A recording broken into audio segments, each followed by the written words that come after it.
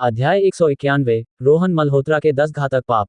सहायक कियानी ने कठोर वाक्य सुनाया, अपनी तलवार सीधे रोहन मल्होत्रा की ओर तानते हुए।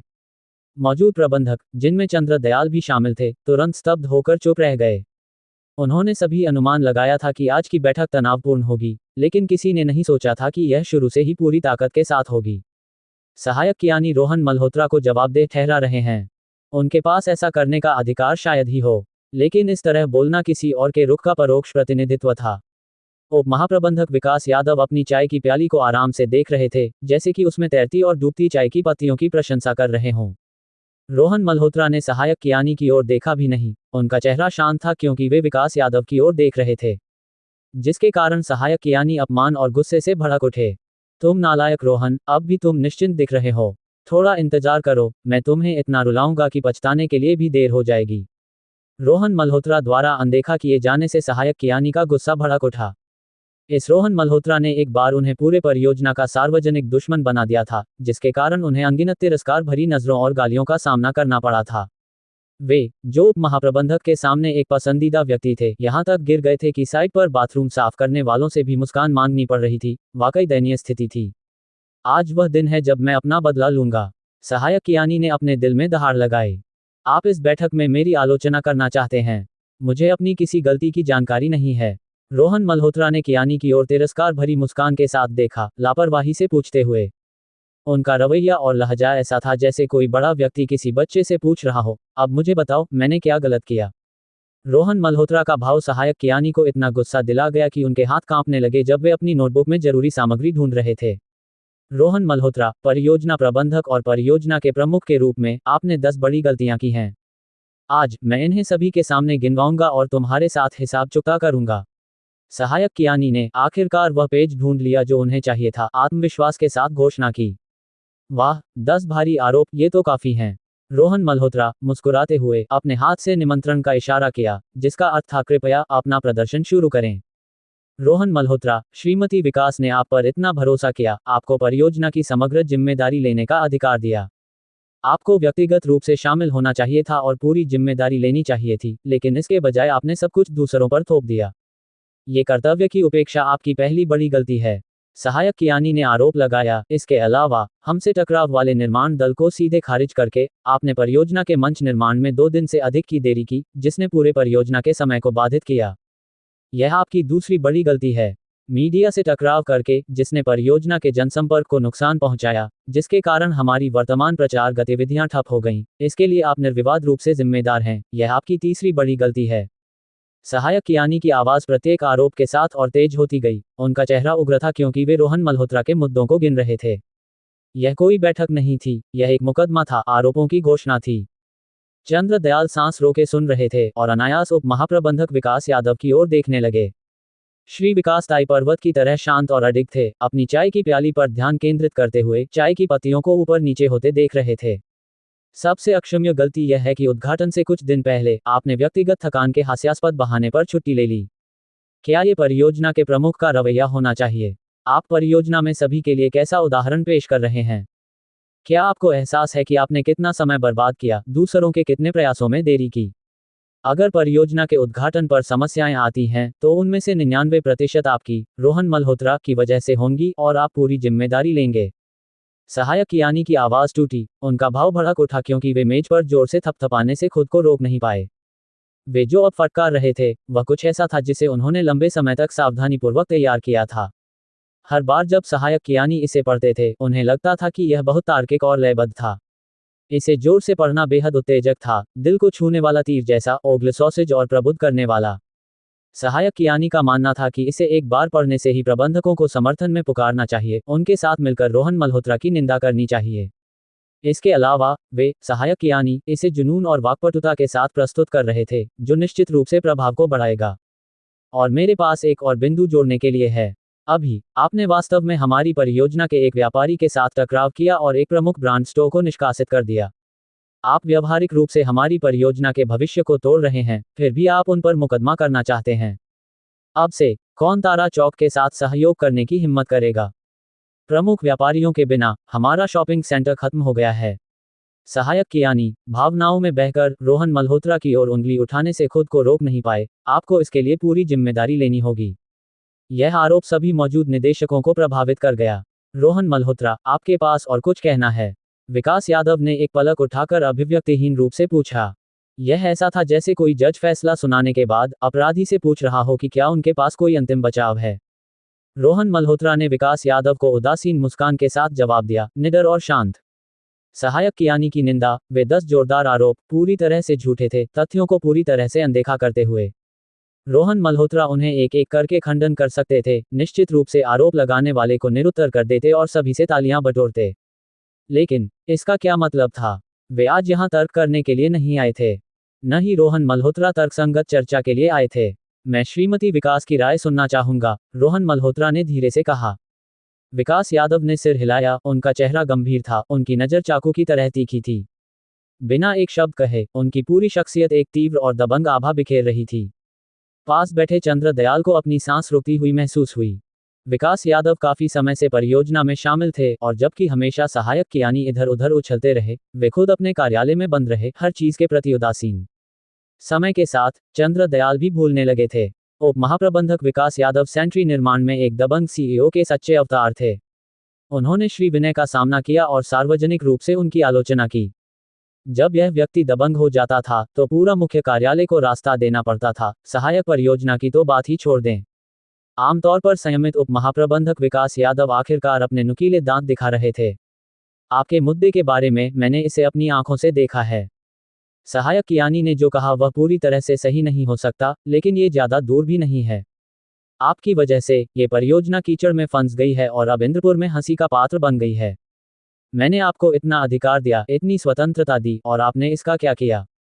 विकास यादव ने रोहन मल्होत्रा को ठंडी नजरों से घूरा। हमारे पहले हस्ताक्षरित समझौते के आधार पर आप परियोजना नेता के रूप में पूरी जिम्मेदारी लेनी होगी। आपके व्यवहार ने मेरी कंपनी के व्यावसायिक हितों को काफी नुकसान पहुंचाया है और हमें संदेह है कि आपने कंपनी के हितों के साथ विश्वासघात किया है।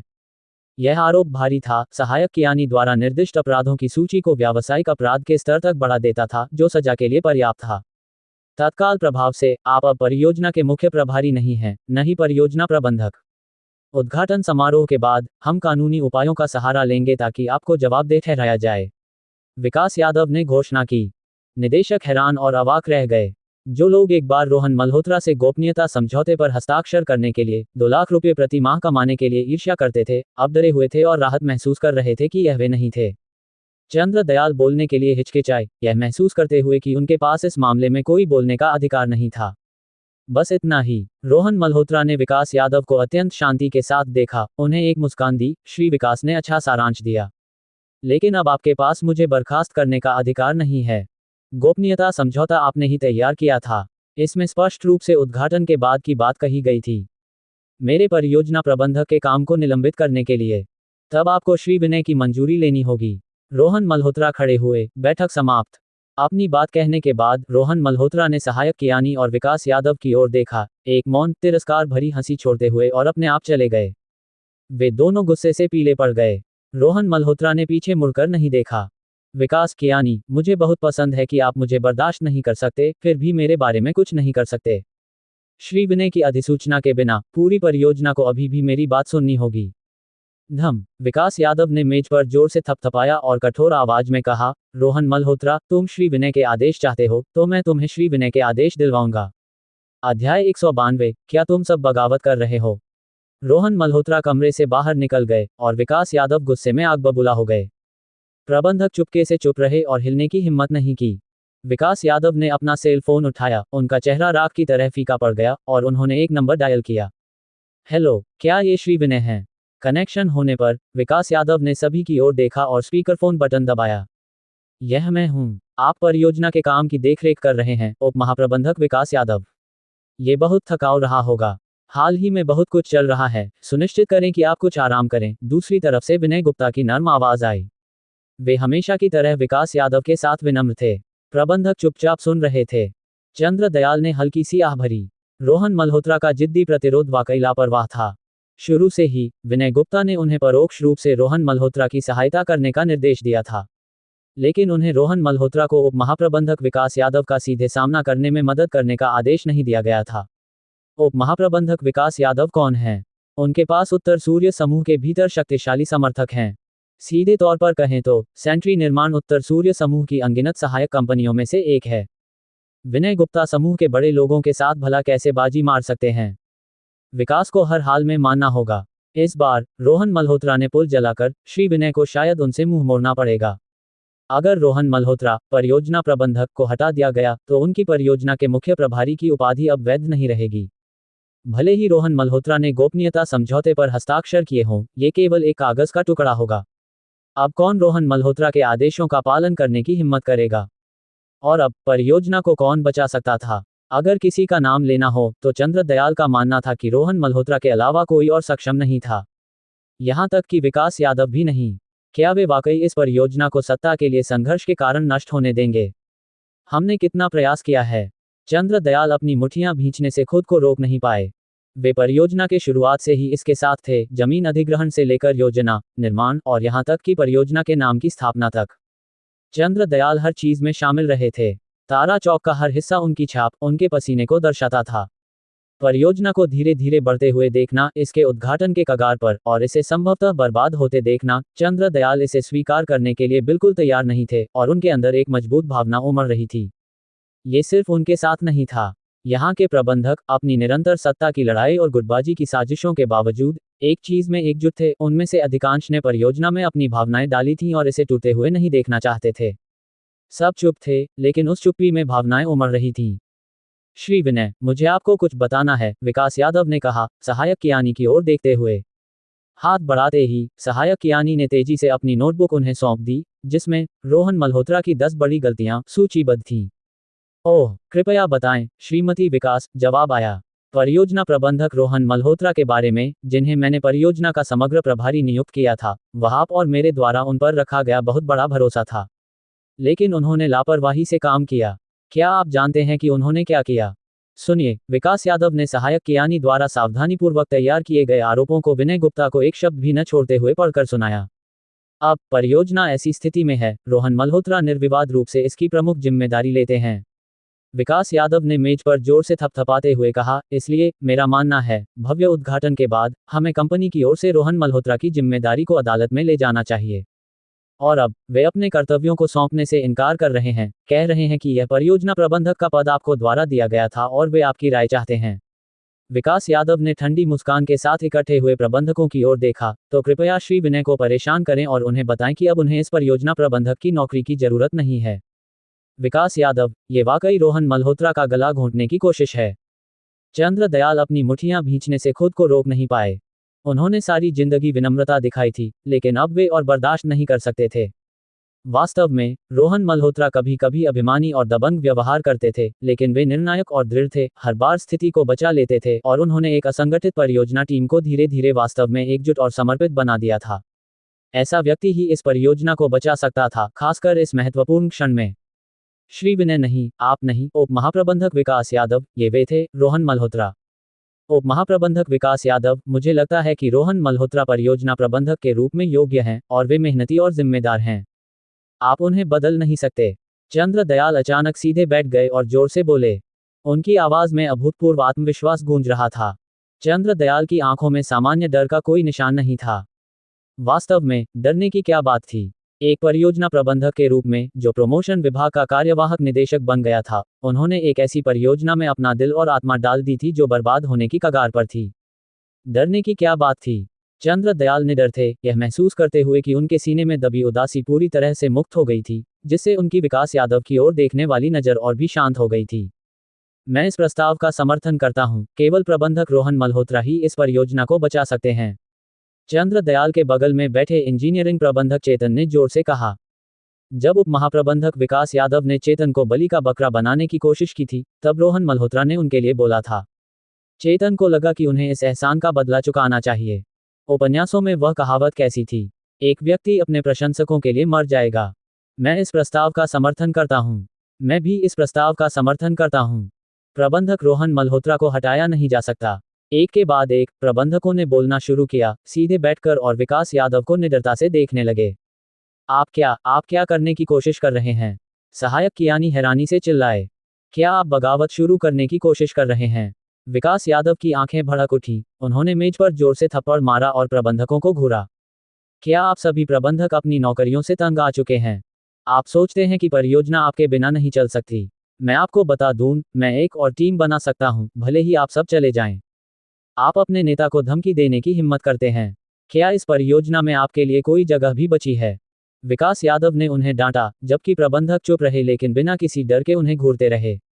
दबंग श्रीमती विकास वास्तव में उतनी भयानक नहीं थी जितना उन्होंने पहले सोचा था।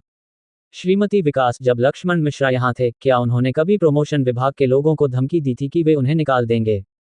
क्या आप जानते हैं कि प्रमोशन विभाग ने कैसे जवाब दिया? चंद्र दयाल ने अचानक मुस्कुराते हुए कहा।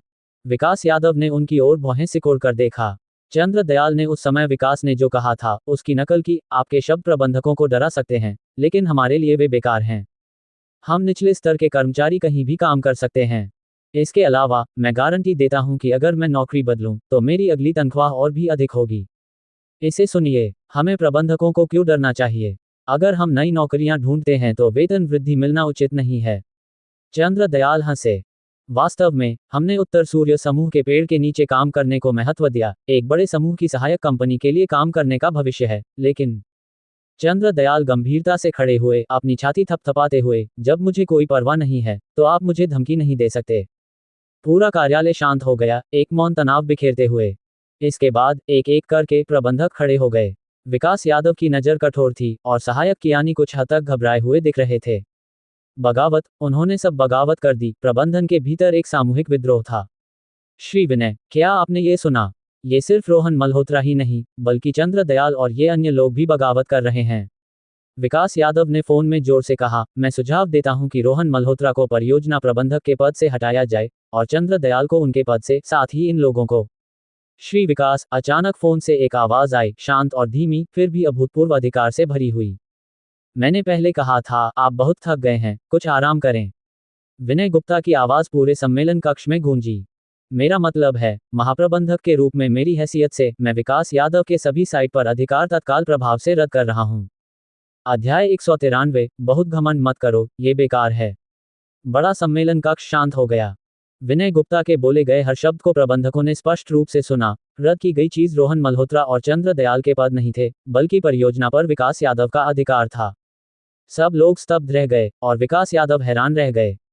इसके बाद सभी के चेहरों पर आश्चर्य और अविश्वास झलक रहा था। चंद्र दयाल ने तो मानसिक रूप से खुद को जाने के लिए तैयार कर लिया था, लेकिन उन्हें ऐसी अचानक घटना की उम्मीद नहीं थी। आमतौर पर सहज और संयमित विनय गुप्ता इस बार अप्रत्याशित रूप से दबंग निकले। हा, चंद्र दयाल अचानक बेरोक-टोक हंस पड़े। उप महाप्रबंधक विकास यादव की ओर देखे बिना ही बड़े सम्मेलन कक्ष से बाहर निकल गए। प्रबंधक उनके पीछे पीछे चल पड़े। उप महाप्रबंधक विकास यादव ने बोलने का अधिकार खो दिया था। विकास यादव का चेहरा तुरंत राख की तरह फीका पड़ गया। सहायक कियानी के चेहरे पर हैरानी और संदेह का भाव था। वे अपने आप में बड़बड़ाए, ऐसा कैसे हो सकता है, ये कैसे संभव है? बड़े सम्मेलन कक्ष में केवल विकास यादव और सहायक कियानी रह गए।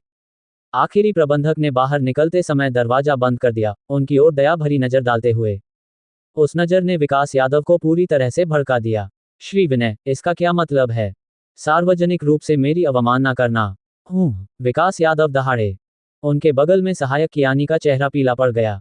वे भी जाना चाहते थे। एक नेता का गुस्सा देखना कोई सुखद बात नहीं थी। दुर्भाग्य से वे न तो हिम्मत कर पाए और न ही जा सकते थे, केवल कोने में सिकुड़कर बहरेपन का नाटक कर रहे थे। मैं आपको बता दूं, भले ही मैं मुख्य कार्यालय में न हूं, मैं अभी भी उप महाप्रबंधक हूं और ये, श्री विनय, आप रद्द नहीं कर सकते। मैंने आपको इतना अधिकार सौंपा और आपने मेरी अवमानना की। मुझसे छेड़छाड़ करना आसान नहीं है। आपको इसका पछतावा होगा। विकास यादव ने गुस्से में चिल्लाया।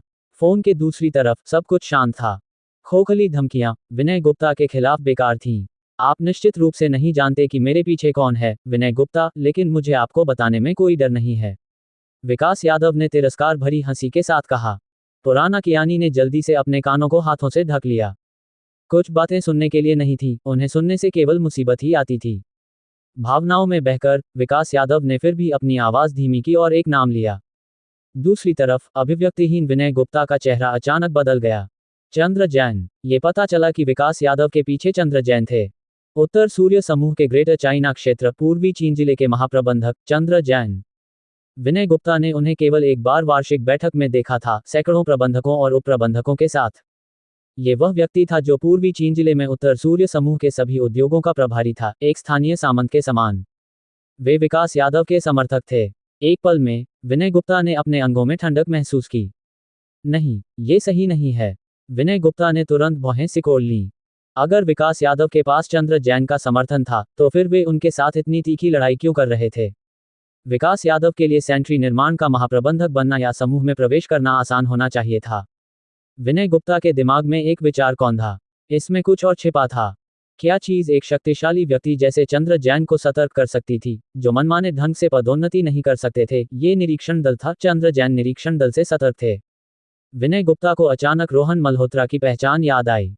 अगर चंद्र जैन विकास यादव का समर्थन करते थे, तो वे निश्चित रूप से उनका समर्थन नहीं करेंगे। तो चंद्र जैन भी उनके करियर के रास्ते में एक बाधा थे, और शुरू में उनके पास जीतने का कोई मौका नहीं था। लेकिन अब यह अलग था, उनके पास था रोहन मल्होत्रा। ये स्वर्ग द्वारा दी गई एक अवसर था। विनय गुप्ता ने अपने दिल में गर्मी की एक लहर महसूस की। क्या विकास यादव रोहन मल्होत्रा को बिना उनकी स्थिति जाने हटाने की कोशिश कर रहे थे? ये संभव नहीं था। उन्हें कुछ तो पता होगा।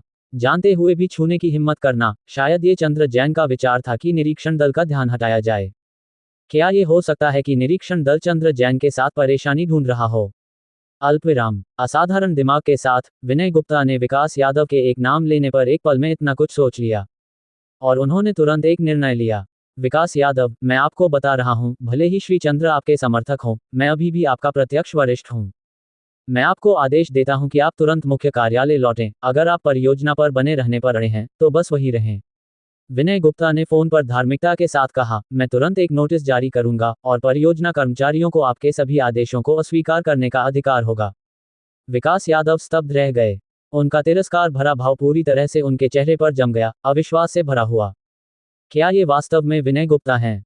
वह व्यक्ति जो पहले अत्यधिक सतर्क था और उनका सीधे सामना करने की हिम्मत नहीं करता था, महाप्रबंधक चंद्र जैन का नाम सुनने पर उल्टा विद्रोही कैसे हो गया? क्या उन्हें लगता है कि मैं झूठ बोल रहा हूं? या फिर विनय गुप्ता पागल हो गए हैं? क्या आपने मुझे स्पष्ट रूप से सुना? मैंने कहा चंद्र जैन, महाप्रबंधक चंद्र जैन, पूर्वी चीन क्षेत्र के महाप्रबंधक। विकास यादव ने दोहराया, विनय गुप्ता पर जोर देते हुए। महाप्रबंधक चंद्र जैन, हूं। विनय गुप्ता हंसे, तो क्या? यहां तक कि वे भी मुझे, एक सहायक कंपनी के महाप्रबंधक को, एक शब्द में हटा नहीं सकते? विकास यादव, श्री विकास, मैं वास्तव में आपको पहले कुछ बताना चाहता था। विनय गुप्ता ने गहरी सांस ली, गंभीरता से बोलते हुए, इतना घमंड मत करो, ये बेकार है। ये कहकर विनय गुप्ता ने फोन को झटके से बंद कर दिया, एक लंबी सांस छोड़ी और जोर से हंस पड़े। शानदार। वे हाल ही में बहुत मजे कर रहे थे, पहले सूरज शर्मा को उनकी जगह दिखाने के बाद और अब विकास यादव को। एक अभूतपूर्व रोमांच। और यह सब रोहन मल्होत्रा द्वारा लाया गया था। रोहन मल्होत्रा, ओह रोहन मल्होत्रा, मैंने अपनी सारी उम्मीदें तुम में, निरीक्षण दल के एक सदस्य में, रख दी हैं। तुम्हें वास्तव में मुझे निराश नहीं करना चाहिए। विनय गुप्ता अपने आप में बड़बड़ाए। बड़े सम्मेलन कक्ष में विकास यादव अवाक खड़े थे। उन्हें कभी नहीं लगा था कि इस बार विनय गुप्ता उन्हें सबक सिखाएंगे। कमबख्त, विकास यादव ने गुस्से में चिल्लाया, अपना फोन जमीन पर पटक दिया। उनकी माथे की नसें फड़क रही थीं, किसी को मार डालने की चाहत में। फोन तोड़ने के बाद विकास यादव गुस्से में इधर उधर घूमे और फिर सीधे दरवाजे की ओर बढ़े। सहायक कियानी ने विकास यादव का फोन उठाया, अपनी चीजें समेटी, और जल्दी से उनके पीछे चले। गलियारे में कर्मचारी उप महाप्रबंधक विकास यादव और सहायक कियानी को ठंडी नजरों से देख रहे थे। वे सभी जान चुके थे कि अभी क्या हुआ था, और बड़े सम्मेलन कक्ष से गुस्से भरी चीखें भी सुनी थी, जैसे कि श्री विनय ने भी उप महाप्रबंधक विकास यादव को कोई तवज्जो नहीं दी। अपनी भावनाओं से प्रेरित होकर कर्मचारियों ने कोई सुखद भाव नहीं दिखाया, न ही कोई डर, बस चुपचाप दोनों को जाते हुए देखते रहे। जैसे ही बड़ा सम्मेलन कक्ष का दरवाजा धमाके से बंद हुआ, एक कर्मचारी ने दोनों के गुजरने के बाद धीरे से बड़बड़ाया। संयोग से सहायक कियानी ने इसे सुन लिया। अभी भी खुद को उप महाप्रबंधक कह रहा है, चुप रहना भी नहीं जानता, ये कैसी गुणवत्ता है? सहायक कियानी की पलकें फड़की, वे वापस डांटने की हिम्मत नहीं कर पाए। ऐसा लगता है कि इस परियोजना में अब और रहना वाकई असहनीय हो गया है। अल्पविराम। किसी ने रोहन मल्होत्रा को बाद में क्या हुआ, इसके बारे में बताया। रोहन मल्होत्रा ने उदासीनता से मुस्कुराया, बेपरवाह। वे अब अगले कार्य को शुरू करने के लिए तैयार थे। रोहन मल्होत्रा ने चुपके से अपने आप से कहा। उन्होंने तुरंत उस व्यक्ति को, जो सूचना देने आया था, कहा, प्रशासन विभाग के प्रमुख को मुझसे मिलने के लिए सूचित करें। उस व्यक्ति ने सिर हिलाया और चला गया। प्रशासन विभाग के प्रमुख के रोहन मल्होत्रा से मिलने के बाद अन्य विभागों के नेता भी एक एक करके उनसे मिलने गए। प्रत्येक को एक कार्य मिला जिसे गोपनीय रखने की आवश्यकता थी। हालांकि समय कम लग रहा था। रोहन मल्होत्रा की योजना में काफी गुंजाइश थी। उन्होंने पहले ही कुछ कार्यों को आउटसोर्स कर दिया था। विभागों को बस समन्वय करना था और समय पर जिम्मेदारी लेनी थी। व्यवस्था करने के बाद रोहन मल्होत्रा की आंखें चमक उठीं। उद्घाटन, अंक प्राप्त करना और पदोन्नति, आखिरकार सब कुछ आ रहा था। अध्याय 194, अभागा सहायक कियानी। विकास यादव अपने कार्यालय में बैठे थे। उनका चेहरा अत्यंत अप्रिय था। सहायक कियानी सावधानी से इधर उधर घूम रहे थे, अकेले ही इधर उधर दौड़ रहे थे, जितना हो सके उतना शांत रहने की कोशिश करते हुए सामान पैक कर रहे थे। परियोजना अब व्यवहार्य नहीं थी। यहाँ रहने का कोई मतलब नहीं था, इसलिए एकमात्र विकल्प था चले जाना। ढेर के बाद ढेर को साफ सुथरे ढंग से पैक होते देख सहायक कियानी राहत की एक लंबी सांस लेने से खुद को रोक नहीं पाए। पसीने से तरबतर आखिरकार पैकिंग पूरी कर ली। वे जल्द ही मुख्यालय वापस जाने वाले थे। उन्हें इस परियोजना से अब तंग आ चुका था। सहायक कियानी ने विकास यादव को अभिवादन किया और जल्दी से ड्राइवर को गाड़ी तैयार करने के लिए कहा। जब वे वापस आए, विकास यादव भी तैयार थे। उस रोहन मल्होत्रा की चिंता मत करो, उसे उधम मचाने दे। परियोजना ऐसी स्थिति में है, क्या वह वाकई चीजों को बदल सकता है? सहायक कियानी ने एक ढेर सामान उठाया और विकास यादव को सांत्वना दी। मैंने अभी उसे देखा, वह एक एक करके सुपरवाइजरों को बुलाकर कार्यों की व्यवस्था कर रहा था। थोड़े समय में उसने 3 लोगों को बुलाया। क्या ये सिर्फ बेकार की भागदौड़ नहीं है? सहायक कियानी की लापरवाही भरी टिप्पणियों ने विकास यादव को अपने कदम रोकने पर मजबूर कर दिया। तुमने कहा रोहन मल्होत्रा सुपरवाइजरों के लिए व्यक्तिगत रूप से काम की व्यवस्था कर रहा है। विकास यादव ने भौहें सिकोड़ते हुए कहा। हाँ। सहायक कियानी बाहर की ओर चलते रहे। रुको, मत जाओ। जैसे ही सहायक कियानी दरवाजा खोलने वाले थे, विकास यादव ने अचानक टोक दिया, फिर अपनी कुर्सी पर वापस बैठ गए और ठंडी हंसी के साथ बोले, मैं देखना चाहता हूं कि यह रोहन मल्होत्रा कैसे उछलकूद करने वाला है। सहायक कियानी चौंक गए। वे वहां अपने सामान पकड़े खड़े थे, दुखी चेहरे के साथ, ये चाहते हुए कि वे खुद को 2 थप्पड़ मार लें। मैं ही बीमार हूं, बेकार में मुंह चलाया। अब मुझे इस अभिशप्त परियोजना पर रहना पड़ेगा। कोई भी बात हो, विकास निश्चित रूप से मुझे ही इसे करने को कहेंगे। कम भक्त, मैंने खुद को इस दुख में क्यों डाला? अब तो सफाईकर्मी भी हमें तिरस्कार की नजरों से देखते हैं। सहायक कियानी ने मन ही मन आह भरी। विकास यादव वहां बैठे थे, उनकी आंखें चमक रही थीं। ये रोहन मल्होत्रा बहुत चालाक था, हमेशा अप्रत्याशित। विकास यादव को विश्वास नहीं था कि रोहन मल्होत्रा वास्तव में तारा चौक को बदल सकता है, खासकर जब शर्मा के पक्ष में उनके पास दिवास्तर की वैशाली मोरानी थी, जो उनका तुरुप का पत्ता थी। उनके वहां होने से शर्मा की जीत निश्चित थी और हाल ही में उन्हें खबर मिली थी कि वैशाली मोरानी अपने कॉन्सर्ट की तारीख को पूर्वी चौक के उद्घाटन समारोह के साथ मिला रही थी। इसने विकास यादव को कुछ हद तक ईर्ष्या भी महसूस कराई। सूरज शर्मा बहुत भाग्यशाली थे, हालांकि वे फिर भी रोहन मल्होत्रा को कम नहीं आंक सकते थे। शर्मा की तुलना में रोहन मल्होत्रा वास्तव में अपने पक्ष में तारा चौक पर कुछ गति पैदा कर सकता था। अगर ऐसा हुआ तो उद्घाटन पूरी तरह से विफल नहीं होगा और रोहन मल्होत्रा की जिम्मेदारियां काफी हद तक कम हो जाएंगी। मैं देखना चाहता हूं कि तुम क्या चाल चलोगे। मेरे यहां तुम्हें देखते हुए, भले ही तुम्हारे पास कोई साधन हो, मैं तुम्हें सफल होने में मुश्किल कर दूंगा। विकास यादव ने गंभीर चेहरे के साथ अपने आप में बड़बड़ाया। इस परियोजना को बिगाड़ना केवल सूरज शर्मा के साथ उनके सहयोग का हिस्सा था, लेकिन अपने वरिष्ठ चंद्र जैन के प्रति उनके पास एक और महत्वपूर्ण कार्य था, रोहन मल्होत्रा को पूरी तरह से बर्बाद करना। विकास यादव नहीं चाहते थे कि उनकी मेहनत बेकार जाए। कियानी, जाओ और पता लगाओ कि रोहन मल्होत्रा वास्तव में क्या कर रहा है। विकास यादव ने निर्देश दिया। सहायक कियानी का दिल डूब गया। जैसा कि अपेक्षित था, उन्हें यह अभागा किरदार निभाना था। जानकारी इकट्ठा करना, जैसे कि यह आसान था। मेरे प्रभु, देखिए अब परियोजना पर लोग हमें कैसे देखते हैं। अगर आप खुद नहीं जा रहे, तो क्या ये वाकई उचित है कि मुझसे ये करने की उम्मीद की जाए? सहायक कियानी उदास चेहरे के साथ कमरे से बाहर निकले, विरोध करने की हिम्मत नहीं की और सामान रखने के बाद दरवाजा खोला और बाहर चले गए। विकास यादव वहां बैठे चुपचाप इंतजार कर रहे थे, अपने फोन पर हाल की खबरें देख रहे थे, शर्मा के पक्ष की गति को देख रहे थे। समय धीमा नहीं हुआ। आखिरकार दरवाजा खुला। सहायक कियानी वापस आए। क्या हुआ? विकास यादव ने पूछा। इतने समय तक बाहर रहने के बाद कियानी ने निश्चित रूप से कुछ महत्वपूर्ण जानकारी इकट्ठा की होगी, एक मोटा अंदाजा भी काफी होगा। विकास यादव को हमेशा कियानी पर काम ठीक करने का भरोसा था। विकास यादव उम्मीदों से भरे थे। मुझे कुछ भी पता नहीं चल सका, सहायक कियानी ने दुखी चेहरे के साथ कहा। अब जब भी वे किसी के पास जाते, सबसे अच्छा जवाब जो उन्हें मिलता था वह एक औपचारिक मुस्कान थी। अन्य लोग केवल अभिवादन करते और उन्हें अनदेखा कर देते। कुछ लोग तो स्पष्ट रूप से पीठ फेर लेते थे या उन्हें ठंडा रवैया देते थे। सहायक कियानी को लगा कि उन्होंने लगभग 10 साल में इतना अपमान नहीं सहा था, फिर भी उन्हें चापलूसी के साथ बने रहना पड़ा। आधा दिन अपनी गरिमा का बलिदान देने के बाद वे एक भी शब्द नहीं निकाल पाए। विकास यादव का चेहरा और गहरा हो गया। बेकार, विकास यादव ने गुस्से में फौंफकारा, क्या तुमने उन्हें नहीं बताया कि मैंने तुम्हें पूछताछ करने के लिए कहा था?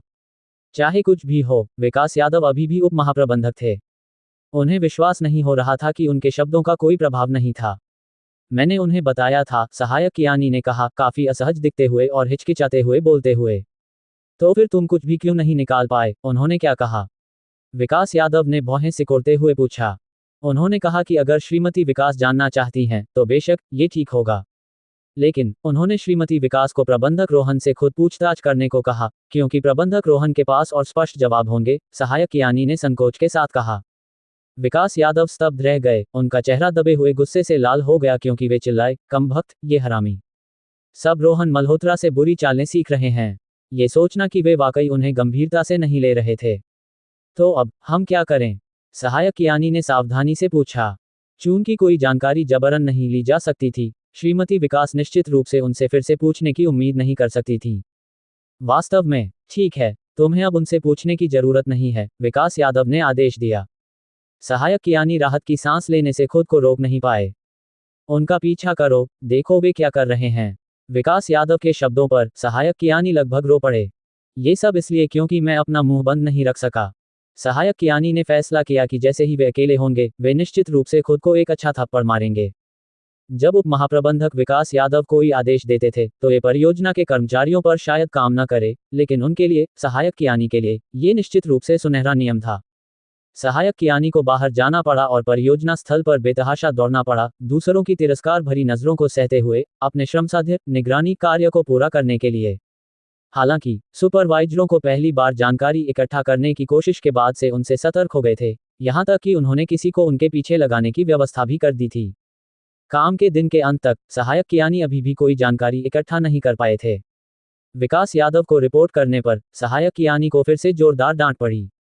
रोहन मल्होत्रा समय पर काम छोड़कर गए और परियोजना के सुपरवाइजरों को भी याद दिलाया कि परियोजना के सभी लोग जल्दी घर जाकर आराम करें। रोहन मल्होत्रा को ओवरटाइम करना सबसे ज्यादा नापसंद था। ओवरटाइम केवल सबसे असहाय विकल्प था, अगर यह सामान्य परिस्थितियों में हुआ, तो वे इसे कार्य अक्षमता का लक्षण मानते थे।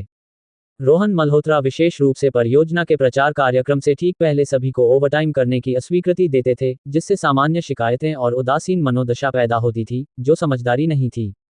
रोहन मल्होत्रा ने उस दिन के लिए जो कार्य व्यवस्थित किए थे, समय के हिसाब से उनके पास पर्याप्त से अधिक समय था और वे ठीक ढंग से प्रबंधित थे। प्रत्येक कार्य में कई स्तरों की सुरक्षा जोड़ी गई थी, ओवरटाइम की कोई जरूरत नहीं थी। नेता द्वारा ऐसी व्यवस्था करने से परियोजना कर्मचारी भी खुश थे और रोहन मल्होत्रा के शेड्यूल का सख्ती से पालन करते थे। काम के बाद, रोहन मल्होत्रा घर लौटे और अगले 2 दिनों में निपटने वाले प्रमुख बिंदुओं की चुपके से समीक्षा की। उन्हें कोई चूक न होने से बहुत संतुष्टि हुई। जब वे बाहर जाकर अपने लिए एक अच्छा डिनर लेने के लिए तैयार थे, तभी किसी ने उनके दरवाजे पर दस्तक दी। कौन है? रोहन मल्होत्रा ने जल्दी से दरवाजा खोलने के लिए दौड़ लगाई। दरवाजा खोलते ही, वे स्तब्ध रह गए और आश्चर्य में चिल्लाए, ये तुम हो? इस बार के आगंतुक, रोहन मल्होत्रा के लिए अप्रत्याशित मेहमान थे, जिनका उन्होंने अनुमान नहीं लगाया था। अध्याय 195, 3 अप्रत्याशित मेहमान। रोहन मल्होत्रा के घर के दरवाजे पर 3 लोग खड़े थे, सूर्यनारायण शर्मा, सूरज शर्मा, सूर्यांश शर्मा। शर्मा परिवार की 3 पीढ़ियां अप्रत्याशित रूप से आ पहुंची थीं। रोहन मल्होत्रा को देखते ही, शर्मा परिवार की 3 पीढ़ियों के चेहरों पर अलग अलग भाव थे। सूर्यनारायण शर्मा में एक अभिमानी घमंड था, अपनी मूंछों को घुमाते हुए और रोहन मल्होत्रा को ऐसे देख रहे थे जैसे वह कोई गलत रास्ते पर चलने वाला जूनियर हो, जिसमें थोड़ा पछतावा भी झलक रहा था। सूर्यांश शर्मा की आंखों में हल्का तिरस्कार दिख रहा था, उनके मुंह का कोना सूक्ष्म रूप से उपहास कर रहा था। सूरज शर्मा के चेहरे पर कोई अतिरिक्त भाव नहीं थे, केवल एक शांत मुस्कान थी। रोहन मल्होत्रा, उन्हें देखकर कुछ बोलने में असमर्थ थे। ये वाकई अप्रत्याशित मेहमान थे, बुजुर्ग, मध्यम आयु और युवा, सभी एक साथ आए थे। महोदय, कोई विशेष काम है? रोहन मल्होत्रा ने विनम्रता से पूछा। श्री रोहन, क्या आप इस तरह मेहमानों का स्वागत करते हैं जो आपके दरवाजे पर आते हैं? सूरज शर्मा ने मुस्कुराते हुए पूछा। कृपया। रोहन मल्होत्रा दरवाजे से एक तरफ हट गए, सूर्यनारायण शर्मा की ओर स्वागत का इशारा करते हुए। वे सूर्यनारायण शर्मा की उम्र का सम्मान करते थे। सूर्यनारायण शर्मा अभिव्यक्तिहीन, हल्के से सिर हिलाकर, हाथ पीछे बांधे, चौकोर कदमों के साथ अंदर चले गए। उनके पीछे सूरज शर्मा और सबसे अंत में सूर्यांश शर्मा। रोहन मल्होत्रा का घर पहले सूरज शर्मा द्वारा देखा गया था, लेकिन सूर्यनारायण शर्मा और सूर्यांश शर्मा के लिए यह पहली बार था। दोनों ने चारों ओर देखा, एक ने सिर हिलाया, दूसरे ने तिरस्कार भरी मुस्कान दी। उनकी नजरों में रोहन मल्होत्रा की रहन सहन की स्थिति काफी साधारण लग रही थी। भले ही वे लाखों रुपए की मनी सामग्री हासिल करने वाले व्यक्ति थे, ये सादे ढंग से सजा था, जिसमें कोई स्वाद नहीं था। रोहन मल्होत्रा उनकी प्रतिक्रियाओं के प्रति उदासीन थे। उन्होंने लापरवाही से 3 गिलास पानी डाला और फिर सूरज शर्मा की ओर मुस्कुराते हुए कहा, प्रबंधक शर्मा, अब तो आप बोल सकते हैं ना। 3 पीढ़ियों ने मेरे साधारण घर को कृपा क्यों प्रदान की। सूरज शर्मा सोफे पर पीछे झुके, अपनी बाहों को इसके पीछे फैलाते हुए और एक पैर को दूसरे के ऊपर रखते हुए। इस बार हम श्री रोहन के साथ कुछ संभावित सहयोग पर चर्चा करने आए हैं, उन्होंने आत्मविश्वास के साथ कहा।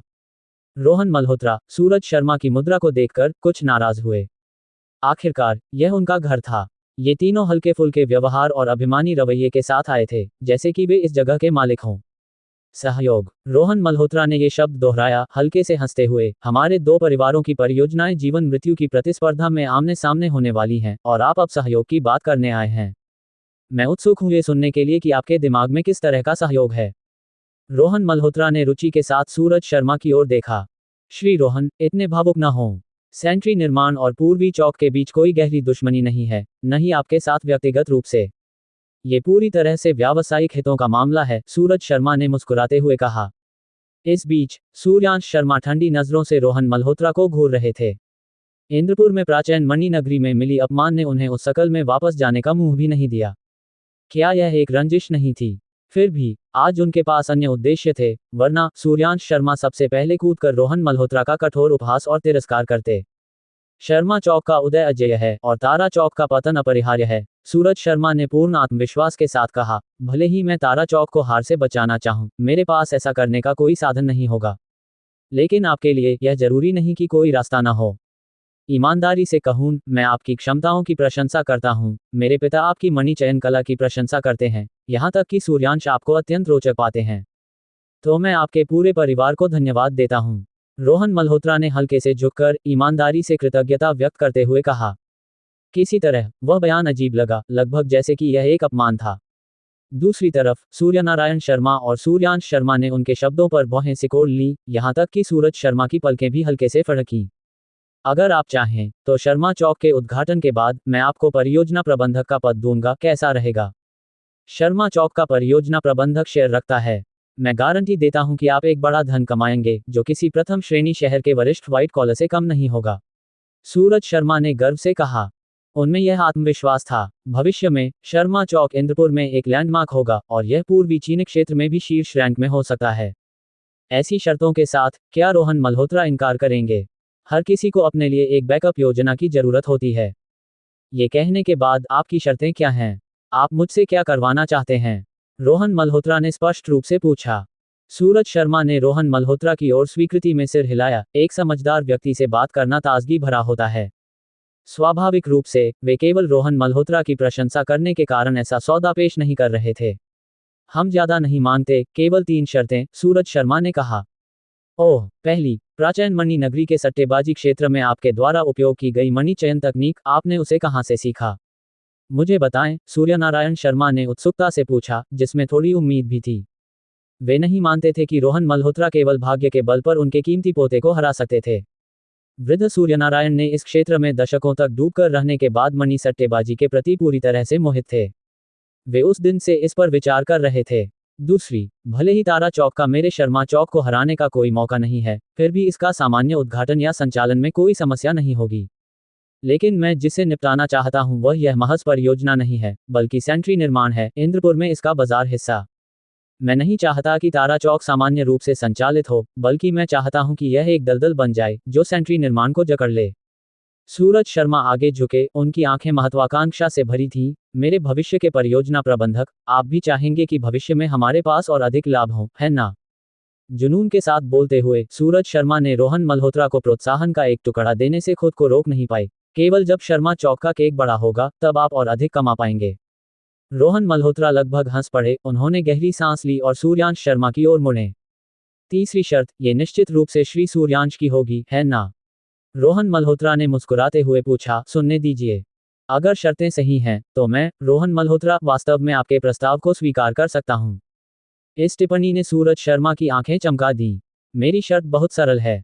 आप सार्वजनिक रूप से मुझसे माफी मांगें, घोषणा करें कि उस दिन का मनी सट्टा आपने धोखा देकर जीता था, मेरी प्रतिष्ठा को साफ करने के लिए। साथ ही मैं चाहता हूं कि आप 3 महीने तक मेरे निजी सहायक बने। सूर्यांश शर्मा की आंखों में उत्साह की चमक थी।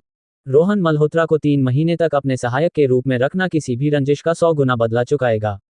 ये बहुत ज्यादा नहीं है। कम से कम आप शर्मा चौक के परियोजना प्रबंधक बन सकते हैं और शेयर प्राप्त कर सकते हैं।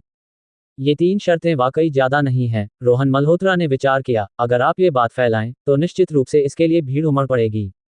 तो क्या इसका मतलब है कि आप सहमत हैं? सूरज शर्मा ने उत्सुकता से पूछा।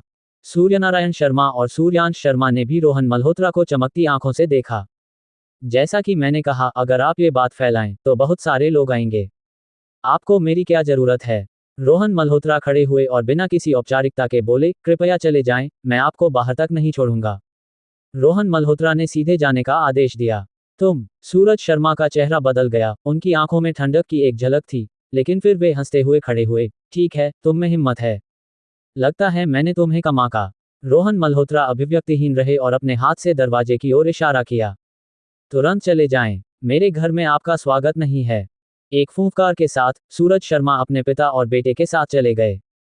धड़ाम, दरवाजा बंद हुआ। रोहन मल्होत्रा ने हल्के से भौहें सिकोड़ ली और अपने आप में बड़बड़ाए, अजीब, सूरज शर्मा को मेरा जवाब अनुमान लगा लेना चाहिए था। क्या वे इतना रास्ता सिर्फ इसलिए आए ताकि ठुकराए जाएं? बाहर सूरज शर्मा का गुस्सा तुरंत गायब हो गया और उनके होठों पर एक चालाक मुस्कान उभरी।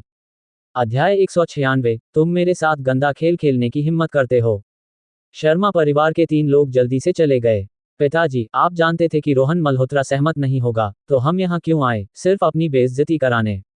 सूर्यांश शर्मा ने नहीं रुकते हुए कहा। मुझे लगता है हमें बस तारा चौक को सीधे नष्ट कर देना चाहिए और फिर रोहन मल्होत्रा को हमारे सामने गिड़गिड़ाने देना चाहिए। सूर्यनारायण शर्मा ने बगल में सिर हिलाया। तुम्हें क्या पता? सूरज शर्मा ने सूर्यांश शर्मा की ओर देखा और तिरस्कार भरी हंसी के साथ कहा, मैं रोहन मल्होत्रा, उस व्यक्ति, से बदला लेना चाहता हूं। अगर मैं तारा चौक को नष्ट भी कर दूं, तो क्या रोहन मल्होत्रा को वाकई कोई नुकसान होगा? क्या तुम्हें लगता है कि वह वास्तव में परियोजना के साथ जीता मरता है, कि अगर परियोजना बिखर जाए तो वह खत्म हो जाएगा? मूर्ख मत बनो। मेरा साथी, उसे पूरी तरह से बदनाम करना होगा। सूरज शर्मा के चेहरे पर एक क्रूर मुस्कान उभरी, यहां तक कि उसे जेल में डाल देना होगा। सूरज शर्मा ने चारों ओर देखा, ये सुनिश्चित करने के लिए कि कोई नहीं है, फिर अपने सूट में हाथ डाला और एक बटन निकाला। ये चीज, एक विशेषज्ञ जासूसी उपकरण, जय बोस ने भारी कीमत देकर हासिल किया था। सूरज शर्मा ने इसे थोड़ा छेड़छाड़ किया और उस बटन से रोहन मल्होत्रा की आवाज निकली। सुनने दीजिए, अगर शर्तें सही हैं तो मैं, रोहन मल्होत्रा, वास्तव में आपके प्रस्ताव को स्वीकार कर सकता हूं। सूर्यनारायण शर्मा और सूर्यांश शर्मा ने सूरज शर्मा को आश्चर्य से देखा, जबकि सूरज शर्मा गर्व से हंसने लगे। सोचो, अगर इस रिकॉर्डिंग को थोड़ा संपादित करके मीडिया को भेज दिया जाए तो क्या होगा? एक हिस्सा काट लो, इसे अदालत में सबूत के रूप में भी इस्तेमाल किया जा सकता है। सूरज शर्मा ने हंसते हुए कहा, मैं उसे बख्शना चाहता था क्योंकि मैं प्रतिभा की कद्र करता हूं। दुर्भाग्य से, रोहन मल्होत्रा ने मेरा निमंत्रण ठुकराकर कठिन रास्ता चुना और अब उसके पास केवल एक ही रास्ता है, मौत का। शर्मा परिवार बात करते हुए तेजी से लिफ्ट की ओर बढ़ा। इस रिकॉर्डिंग के साथ, मुझे नहीं लगता कि रोहन मल्होत्रा इस बार बच सकता है, वह निश्चित रूप से बर्बाद है। सूर्यांश शर्मा अभी भी उत्साहित था और नहीं रुकते हुए बोल पड़ा। शश, सूरज शर्मा ने भौहें सिकोड़कर सूर्यांश शर्मा को और बोलने से रोकने के लिए तेजी से चुप कराया। एक डिंग की आवाज आई। जैसे ही लिफ्ट के दरवाजे खुले, एक खूबसूरत महिला बाहर निकली, शर्मा परिवार को हल्के आश्चर्य के साथ देखते हुए उनके पास से गुजर गई। शर्मा परिवार एक के बाद एक लिफ्ट में दाखिल हुआ। सूर्यांश शर्मा उस महिला की पीठ की ओर देखते हुए अपनी जुबान चटकाने से खुद को रोक नहीं पाए। ये लड़की खूबसूरत है, वह वैशाली रानी के साथ मुकाबला कर सकती है। ऐसी आकर्षक, मुझे बाद में उसका पता लगाना चाहिए, देखता हूं कि क्या मैं उसे जीत सकता हूं। सूरज शर्मा भी उस सुंदरी को देख रहे थे। अभी जब सूर्यांश बोल रहा था, लिफ्ट बिल्कुल समय पर आई। पता नहीं इस महिला ने कुछ सुना हो। छोड़ो, शायद मैं ज्यादा सोच रहा हूं। भले ही उसने कुछ सुना हो, ये संभावना नहीं है कि वह रोहन मल्होत्रा को जानती हो। सूरज शर्मा ने हल्के से सिर हिलाया। लिफ्ट के दरवाजे बंद हुए, जिससे महिला की आकृति उनकी नजरों से ओझल हो गई। महिला थोड़ा आगे चली, फिर अचानक रुकी और मुड़ी, अपनी भौहें हल्के से सिकोड़ते हुए। क्या वे रोहन की बात कर रहे थे? कौन सी रिकॉर्डिंग? वैशाली खन्ना को एक अस्पष्ट बेचैन महसूस हुई। रोहन मल्होत्रा जाने की तैयारी कर रहा था और जैसे ही उसने दरवाजा खोला, वह वैशाली खन्ना को बाहर खड़े देखकर हैरान रह गया। क्या संयोग है, वैशाली, तुमने खाना खाया? रोहन मल्होत्रा ने मुस्कुराते हुए पूछा। मैं काम छोड़ने के बाद तुम्हारे दरवाजे पर दस्तक देने वाला था, लेकिन तुम वहां नहीं थी। मुझे तुमसे कुछ कहना है। वैशाली खन्ना का चेहरा कुछ गंभीर था। अल्पविराम। 2 मिनट बाद रोहन मल्होत्रा की मुस्कान फीकी पड़ गई। उसने सावधानी से सोचा, आज की घटनाएं शुरू से ही वाकई कुछ असामान्य लग रही थीं। वैशाली खन्ना के होंठों से उसने आखिरकार शर्मा परिवार के पिता और पुत्र की असली मंशा की पुष्टि की। वे उसे रिकॉर्ड करने आए थे। ऐसी नीच चालें। रोहन मल्होत्रा ने याद किया कि उसने क्या कहा था, जो वास्तव में तोड़ मरोड़ कर और हेरफेर करके उसे बहुत निष्क्रिय स्थिति में डाल सकता था। हालांकि मैं उस समय इसका सामना करने का कोई रास्ता सोच लेता, लेकिन इसे अभी हल करना हमेशा बेहतर है। वहां और तभी रोहन मल्होत्रा ने वैशाली खन्ना से मुस्कुराते हुए माफी मांगी। वैशाली, मुझे इस मामले से निपटना है, मैं तुम्हें किसी और दिन डिनर के लिए ले जाऊंगा।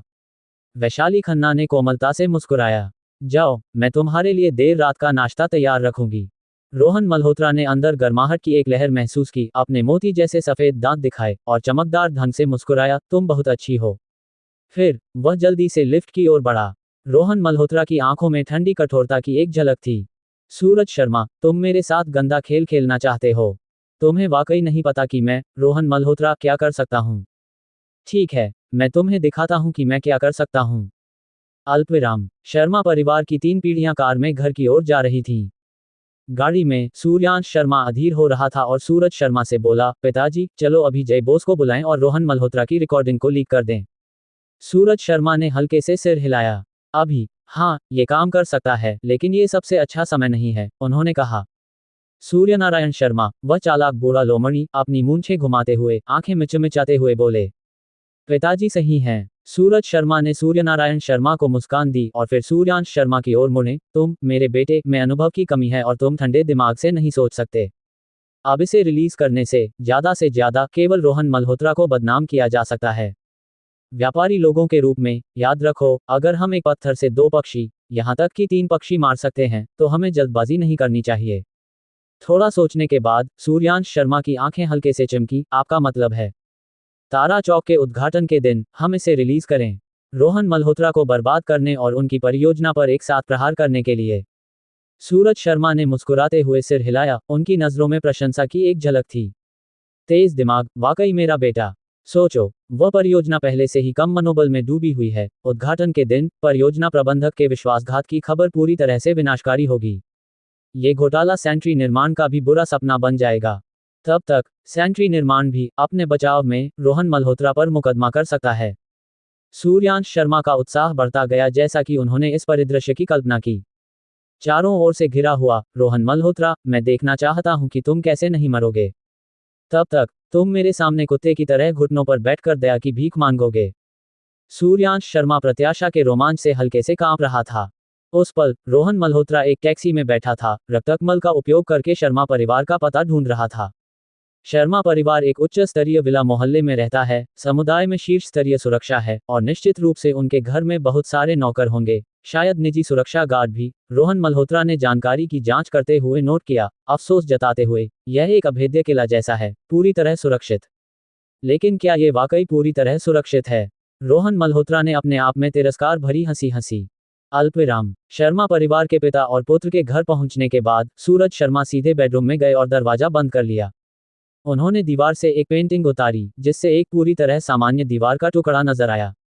उन्होंने सावधानी से दबाया और धक्का दिया। दीवार का एक हिस्सा खिसक गया, जिससे एक छिपा हुआ डिब्बा नजर आया। यह एक तिजोरी नहीं थी, लेकिन यह एक कस्टम निर्मित तिजोरी से भी महंगी थी। डिब्बे में कोई पैसा नहीं था, बस ढेर सारे दस्तावेज और कई मिनी सीडी, जो सूरज शर्मा के खजाने थे। सूरज शर्मा ने सावधानी से बटन रिकॉर्डर को डिब्बे में रखा, उसकी ओर देखा, फिर एक मिनी सीडी उठाई जिस पर 2 शब्द लिखे थे, विकास यादव। उन्होंने विकास यादव के साथ वर्षों की डीलिंग के दौरान हमेशा एक बैकअप योजना रखी थी। सूरज शर्मा ने डिस्क को वापस रखा, सावधानी से छिपे हुए डिब्बे को बंद किया, फिर मुस्कुराते हुए कमरे से बाहर निकल गए। विला मोहल्ले के बाहर रोहन मल्होत्रा कार से उतरा और एक स्ट्रीट लैंप के नीचे खड़ा होकर ऊंची दीवारों और बड़े आंगन को देख रहा था, ये जानते हुए कि वह शायद अकेले दरवाजे तक भी नहीं पहुंच सकता। लगता है मुझे पेशेवरों की एक टीम को बुलाना होगा, रोहन मल्होत्रा ने चुपके से हंसते हुए कहा। अध्याय 197 असाधारण सहयोगी, पहले से ही निपुण। रोहन मल्होत्रा ने इधर उधर खोजबीन की, लेकिन लंबे समय तक कुछ भी नहीं मिला। लगता है यहाँ का क्षेत्र अच्छी तरह से प्रबंधित है, रोहन मल्होत्रा ने आह भरी। वह केवल रक्तकमल को बुला सकता था, आसपास खोज सकता था और फिर एक दिशा में आगे बढ़ सकता था। यहाँ से बस एक सड़क दूर वह जगह एक शहरी गांव थी जहां अब कम ही लोग रहते थे। सभी दीवारों पर बड़े बड़े सफेद विध्वंस अक्षर लिखे थे। इंटरनेट के अनुसार अगले साल निर्माण शुरू होने वाला था और इसे एक उच्च स्तरीय आवासीय क्षेत्र में बदला जाना था। अब इस शहरी गांव के ज्यादातर लोग बाहर चले गए थे, केवल कुछ ही पीछे रह गए थे, लेकिन वहां बहुत सारी बिल्लियां और कुत्ते थे। वे परित्यक्त पालतू जानवर, बिना देखभाल के आवारा बिल्लियां और आवारा कुत्ते बन गए थे, जो केवल कचरे में खोजबीन करके और चूहों का शिकार करके जीवित रहते थे। शहरी गांव के प्रवेश द्वार पर एक छोटी सी दुकान थी जिसमें मंद रोशनी थी। दरवाजे पर नियॉन साइन अब नहीं जलता था, केवल उत्सव की रोशनी की एक माला मुश्किल से रोशनी दे रही थी, जो ये देखने के लिए पर्याप्त थी कि साइन पर XX सुपरमार्केट शब्द थे। भले ही इसका नाम गिर गया था, केवल सुपरमार्केट शब्द बचे थे, जो मोटे कागज पर चिपकाए गए थे और ब्लैकबोर्ड पेन से बार बार रेखांकित किए गए थे। दुकान का मालिक एक 50 साल का व्यक्ति था, जिसका उपनाम लालचंद था। वह काउंटर पर बेकार बैठा था, ऊब के मारे। शाम को उसका व्यापार धीमा था, लेकिन उसे 9 या 10 बजे तक दुकान खुली रखनी पड़ती थी। आखिरकार गांव वाले उसकी दुकान पर इंस्टेंट नूडल्स, सॉसेज, चाय, अंडे, चिकन पैर, कुछ पेय पदार्थ और रोजमर्रा की किराने की चीजों के लिए निर्भर थे। लालचंद ऊब रहा था जब उसने एक युवक को अंदर आते देखा, सामान्य दिखने वाला लेकिन बहुत उत्साही। वह परिचित लग रहा था, इस गांव का नहीं था, लालचंद ने सोचा और उसे यकीन हो गया। युवक ने सबसे बड़ा प्लास्टिक बैग लिया, चलकर गया और अलमारियों से कुछ सॉसेज, चिकन पैर, चाय, अंडे और अन्य खाने योग्य चीजें साफ कर दी, बैग को भरकर। अब एक बड़ा ग्राहक था। लालचंद ने युवक का गर्मजोशी से स्वागत किया, छुट्टे दिए और उसे गांव में जाते देखा। वह जरूर किसी के साथ इकट्ठा होने जा रहा है। यहाँ इतना खाना है कि दर्जन या 20 लोगों के लिए पर्याप्त है। लेकिन एक सभा के लिए उसने कोई शराब क्यों नहीं खरीदी? लालचंद हैरान था। उस पल रोहन मल्होत्रा ने एक अंधेरी गली पाई जिसमें कुछ रोशनी बाकी थी। कचरे के डिब्बों का पता लगाया और कचरे में खोजबीन कर रहे कुछ छोटे पतले आकृतियों को चौंका दिया, जो जल्दी से अंधेरे में कूद गए, नजरों से गायब हो गए। रोहन मल्होत्रा ने मुस्कुराया, अपना बैग नीचे रखा, कुछ सॉसेज और चिकन पैर निकाले और कचरे की गंध की परवाह किए बिना कुछ काट लिया और फिर उन्हें उस क्षेत्र में फेंक दिया जहां अंधेरा और रोशनी आपस में मिल रहे थे। इस प्रक्रिया को दोहराते हुए अंधेरे से छोटी छोटी आवाजें आईं और रोहन मल्होत्रा ने कुछ जोड़ी हरी आंखें भी देखीं। म्याऊं, भौ भौ, आखिरकार बेचैन भौंकने और म्याऊं करने की आवाजें फट पड़ीं। कई छायाएं तेल लगी बिजली की तरह बाहर निकलीं, कुछ खाना छीना और फिर अंधेरे में वे एक उलझी हुई झड़प में उलझ गए। द्वितीय सहायता शुरू करें, भाषा रूपांतरण। पता चला, देसी भारतीय बिल्लियां, देसी भारतीय कुत्ते, west highland white terriers, folded ear बिल्ली। रक्तकमल उनकी भौंकने और म्याऊं करने की आवाजों के आधार पर प्रजातियों की पहचान करता रहा। रोहन मल्होत्रा को चुपके से दुख हुआ, इंसान चले गए थे और ये पालतू जानवर, बिना देखभाल के आवारा बिल्लियां और कुत्ते बन गए थे, एक साथ रहते हुए कचरे के लिए प्रतिस्पर्धा करके जीवित रहते थे। इसके बाद मैं एक पशु बचाव केंद्र को बुलाऊंगा, उम्मीद है कि इन सभी को एक अच्छी जगह मिले, रोहन मल्होत्रा ने अपने आप में सोचा और फिर एक भाषा चुनी। देसी भारतीय कुत्तों और देसी भारतीय बिल्लियों की भाषा में अनुवाद करें। ये दोनों नस्लें देशी नस्लें थीं, जिन्हें बोलचाल में स्थानीय कुत्ते और स्थानीय बिल्लियां कहा जाता था। कुछ लोग इनका तिरस्कार करते थे, लेकिन रोहन मल्होत्रा जानता था कि ये विदेशी नस्लों से ज्यादा चतुर थे और पर्यावरण के प्रति अधिक अनुकूल थे। सबसे कीमती बात यह है कि देसी भारतीय कुत्ते समूह में लड़ाई में अच्छे थे, सामुदायिक भावना दिखाते थे और देसी भारतीय बिल्लियां और भी बेहतर शिकारी थीं। रोहन मल्होत्रा ने बिल्लियों और कुत्तों की भाषाओं में पुकार लगाई, उन्हें अंधेरे से बुलाया। मेरे पास यहाँ तुम सबके लिए ढेर सारा खाना है। ये तुम सबके लिए पर्याप्त है। मुझे तुम्हारी मदद चाहिए। रोहन मल्होत्रा की पुकार ने अंधेरे में एक पल के लिए शांति ला दी, क्योंकि जानवरों की आंखें चमक रही थीं। परित्यक्त जानवरों को फिर से इंसानों पर भरोसा करना मुश्किल लगता है। मैं ईमानदारी के साथ आया हूँ। अगर तुम मुझ पर भरोसा नहीं करते, तो मैं जा सकता हूँ और कहीं और मदद मांग सकता हूँ। रोहन मल्होत्रा ने गंभीरता से कहा, अपना बैग उठाते हुए। मैं तुम्हारे लिए केवल एक भोजन प्रदान करने से ज्यादा कर सकता हूँ। मैं तुम्हारी आवाजें समझता हूँ, मैं तुम्हारी और मदद कर सकता हूँ। अगर तुम इस अवसर को चूक गए, तो तुम्हें पछतावा होगा। रोहन मल्होत्रा ने जाने का ढोंग किया। अंधेरे में विभिन्न दिशाओं से अचानक बिल्लियों और कुत्तों की पुकारें आईं। रुको रुको, आवाजें अनुवादित होकर एक रूखी, दूसरी तीखी थीं। रोहन मल्होत्रा ने देखा कि एक लंबा, पतला कुत्ता गंदे, मिश्रित नस्ल के कुत्तों के एक समूह का नेतृत्व कर रहा था, जबकि दूसरी जगह से एक अपेक्षाकृत साफ धारीदार बिल्ली विभिन्न नस्लों की बिल्लियों के एक समूह का नेतृत्व कर रही थी। बिल्लियां और कुत्ते रोहन मल्होत्रा के खिलाफ एक घेरा बनाकर खड़े थे, फिर भी वे एक दूसरे से भी सावधान थे। जब तक बातचीत के लिए कुछ था, वह अच्छा था। रोहन मल्होत्रा ने हंसते हुए अपना बैग नीचे रखा। क्या हम साथ में काम करें? अल्पविराम। कई मिनट बाद शहरी गांव की छोटी दुकान के प्रवेश द्वार पर लालचंद अभी उबासी ले रहा था जब उसने बिल्लियों का एक झुंड तेजी से दौड़ते हुए देखा, आसानी से 1 दर्जन से ज्यादा, जिसने उसे चौंका दिया। इससे पहले कि वह संभल पाता, उसने विभिन्न आकार के कुत्तों का एक समूह चुपके से दौड़ते हुए देखा, जिसने उसे एक और झटका दिया। मेरे भगवान, क्या जानवर भूत बन गए हैं? विला परिसर में द्वारपालों का ध्यान अचानक तीव्र भौंकने की आवाज की ओर गया। कुछ बड़े कुत्ते उनकी ओर दौड़े। दोनों गार्ड इतने डर गए कि वे एक दूसरे पर गिरते हुए अंदर भागे, चिल्लाते हुए। मेरे भगवान, जल्दी रोग नियंत्रण केंद्र को बुलाओ। उन्होंने यह नहीं देखा कि दर्जन बिल्लियां और कई तेज छोटे कुत्ते बिना कोई आवाज किए छायाओं में परिसर में दाखिल हो गए, जैसे एक अच्छी तरह से प्रशिक्षित विशेष बल इकाई।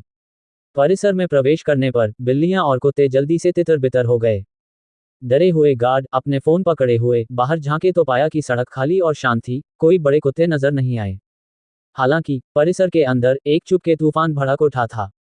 हर घर के पालतू जानवर, बिल्लियां, कुत्ते, तरह तरह के पक्षी बेचैन हो गए, कई लापता हो गए। विला क्षेत्र के एक कोने में आवारा बिल्लियां और कुत्ते आधे घंटे के भीतर फिर से एकत्र हुए। उनके नेतृत्व या निगरानी में जानवरों की संख्या दोगुनी हो गई थी, जिसमें पालतू बिल्लियां और कुत्ते, साथ ही कांपते हुए तोते, हवामें कबूतर और यहां तक कि 5 या 6 बड़े चूहे शामिल थे। आवारा बिल्लियां उन्हें घेर रही थीं, आवारा कुत्ते बाहरी घेरे पर पहरा दे रहे थे, प्रतिक्रिया के लिए तैयार। नेतृत्व करने वाली धारीदार बिल्ली ने इन जानवरों की ओर म्याऊं करना शुरू किया। अगर रोहन मल्होत्रा वहां होता, तो वह निश्चित रूप से जोर से हंस पड़ता। धारीदार बिल्ली कह रही थी, मैंने तुम सबको यहां बुलाया है क्योंकि मुझे तुमसे एक एहसान चाहिए। जो मरना नहीं चाहते, उन्हें इनकार नहीं करना चाहिए। यह एक मॉब बॉस की तरह उत्साहवर्धक बात थी। कुछ पालतू जानवर स्वेच्छा से शामिल हुए, कुछ को मजबूर किया गया और कुछ ने इनकार करने की हिम्मत नहीं की। और यह केवल शुरुआत थी। जानवरों का दल जल्दी से आकार में बढ़ गया और नए सदस्यों की भर्ती करता रहा। इस पल रोहन मल्होत्रा विला क्षेत्र के बाहर एक पत्थर की बेंच पर बैठा था, कुछ बिल्लियों और कुत्तों के साथ। उसके कंधे पर एक कबूतर बैठा था, जो गुर्र गुर्र कर रहा था। यह एक नव पदोन्नत संपर्क अधिकारी था, जिसके 6 साथी बारी बारी से संदेश पहुंचाने का काम कर रहे थे। नए सहयोगी की दक्षता ने रोहन मल्होत्रा को प्रभावित किया था। जानवर भूत बन रहे हैं, बस अजेय। इस पल कबूतर नंबर 1 उसे एक संदेश दे रहा था। लक्ष्य देखा गया, कार्रवाई की अनुमति मांगी। आगे बढ़ो, रोहन मल्होत्रा ने आदेश दिया। अध्याय 198, शर्मा परिवार चोरी की घटना। मौली मौली शर्मा परिवार का एक नौकर पहली मंजिल के लॉबी में धीरे से पुकार रहा था। उसकी खोज बेकार थी। अपनी भौहें सिकोड़ने से रोक न पाते हुए और मुश्किल से सुनाई देने वाली आवाज में वह कुछ नाराजगी के साथ बड़बड़ाया, मूर्ख बिल्ली, तू कहां भाग गई? मैं इस बिल्ली के गुलाम के नौकरी से इतना तंग आ चुका हूं। मुझे मौका ढूंढकर उस बिल्ली को नींद की गोलियां खिलानी होंगी। मौली एक रैगडॉल बिल्ली थी जिसे श्रीमती सूरज शर्मा ने पाला था और वह खास तौर पर चिपकने वाली थी। ये नौकर अक्सर बिल्ली को नींद की गोलियों के साथ दूध पिलाता था ताकि वह मालकिन की गोद में सिमट कर सो जाए। कोई भी कुछ गलत नहीं बता सकता था और इससे उसे कम परेशानी होती थी। अचानक बाहर से एक बिल्ली की म्याऊं गूंजी। वह रैगडॉल बिल्ली आंगन में बैठी थी, घर के अंदर की ओर म्याऊं कर रही थी और अंदर आने की सभी पुकारों को अनदेखा कर रही थी। नौकर ने जल्दी से दरवाजा खोला और उसे उठाने के लिए दौड़ा।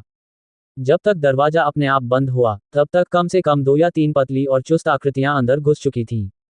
वे आवारा बिल्लियां दीवारों के किनारों से होकर चुपके से अपनी गली में सीखी गई चोरी छिपे की कुशलता का उपयोग करते हुए नौकर से बचते हुए सीधे दूसरी मंजिल की ओर बढ़ीं। वे दूसरी मंजिल के एक खाली कमरे में घुसी, खिड़की का कुंडा खोला और बाहर बड़े पेड़ पर उनके साथी तेजी से अंदर घुसे। शर्मा परिवार में कई सदस्य थे, लेकिन विला उससे भी बड़ा था। वे कभी नहीं सोच सकते थे कि उनके घर में आज कई भूतिया मेहमान थे। वे जानवर जो अंदर लाने के लिए सुविधाजनक नहीं थे, सभी चुपके से विला के आसपास पहरा दे रहे थे, शर्मा परिवार के लोगों की हर हरकत पर नजर रखते हुए। शुरुआत में रोहन मल्होत्रा ने केवल जानवरों की भाषा का उपयोग करके इन जानवरों को शर्मा परिवार के लोगों की विशेषताओं का वर्णन किया था और उन्होंने मनुष्यों से कहीं अधिक कुशलता से लक्ष्यों को पकड़ लिया। जब खबर वापस आई, रोहन मल्होत्रा वाकई हैरान था। शर्मा परिवार के घर को ढूंढना और उसमें प्रवेश करना लक्ष्य नहीं था, असल में उस चीज को प्राप्त करना था। रोहन मल्होत्रा उस चीज का वर्णन नहीं कर सकता था जिसे वह ढूंढ रहा था। आखिरकार उसने खुद भी इसे नहीं देखा था। अगर वह इसे बहुत जटिल बना देता तो जानवर समझ नहीं पाते। मुझे जो चाहिए वह कुछ ऐसा है जिसे उन्होंने छिपा रखा है, रोहन मल्होत्रा बस इतना ही कह सकता था। वह अभी भी थोड़ा चिंतित था कि क्या जानवर इन शब्दों का अर्थ समझ पाएंगे। जैसे ही कबूतरों द्वारा एक के बाद एक जानकारी वापस भेजी गई, रोहन मल्होत्रा को पता चला कि उसने स्पष्ट रूप से इन जानवरों की बुद्धिमत्ता को कम आंका था। उन्होंने शर्मा परिवार के विला के पास मिलने वाले सभी जानवरों को इकट्ठा किया था, जिसमें पालतू जानवर, जंगली पक्षी और चूहे शामिल थे, और उनसे पूछताछ की थी। मैंने किसी को दूसरी मंजिल पर एक बोतल में कुछ छिपाते देखा। मैंने किसी को एक दराज के गुप्त डिब्बे में कुछ छिपाते देखा। मैंने किसी को एक पेंटिंग की दीवार के पीछे कुछ छिपाते देखा। जानकारी बहुत ज्यादा थी। रोहन मल्होत्रा का सिर चकराने लगा, इसलिए उसने बस एक आदेश दिया, उन सभी चीजों को मेरे पास लाओ। यह आसान था। कबूतर नंबर 1 तेजी से उड़ गया, आदेश पहुंचाने।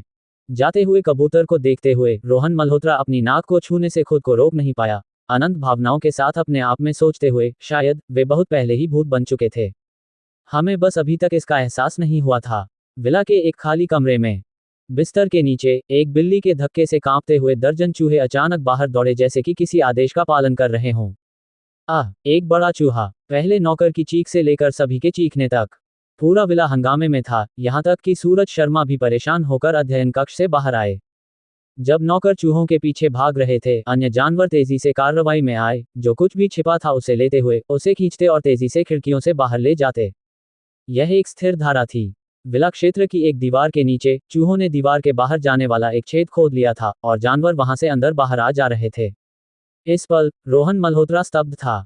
वह हैरानी से देख रहा था कि सोने चांदी के गहने, नकदी, कार्ड, बैंक बुक, घड़ियां और यहां तक कि प्रेम पत्र भी तेजी से उसकी आंखों के सामने ढेर हो रहे थे।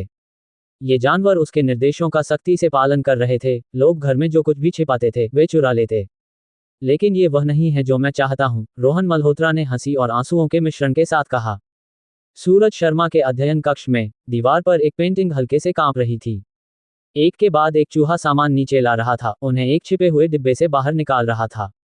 खिड़की पर मौजूद जानवर उन्हें रिले में आगे बढ़ा रहे थे, बाहर ले जा रहे थे।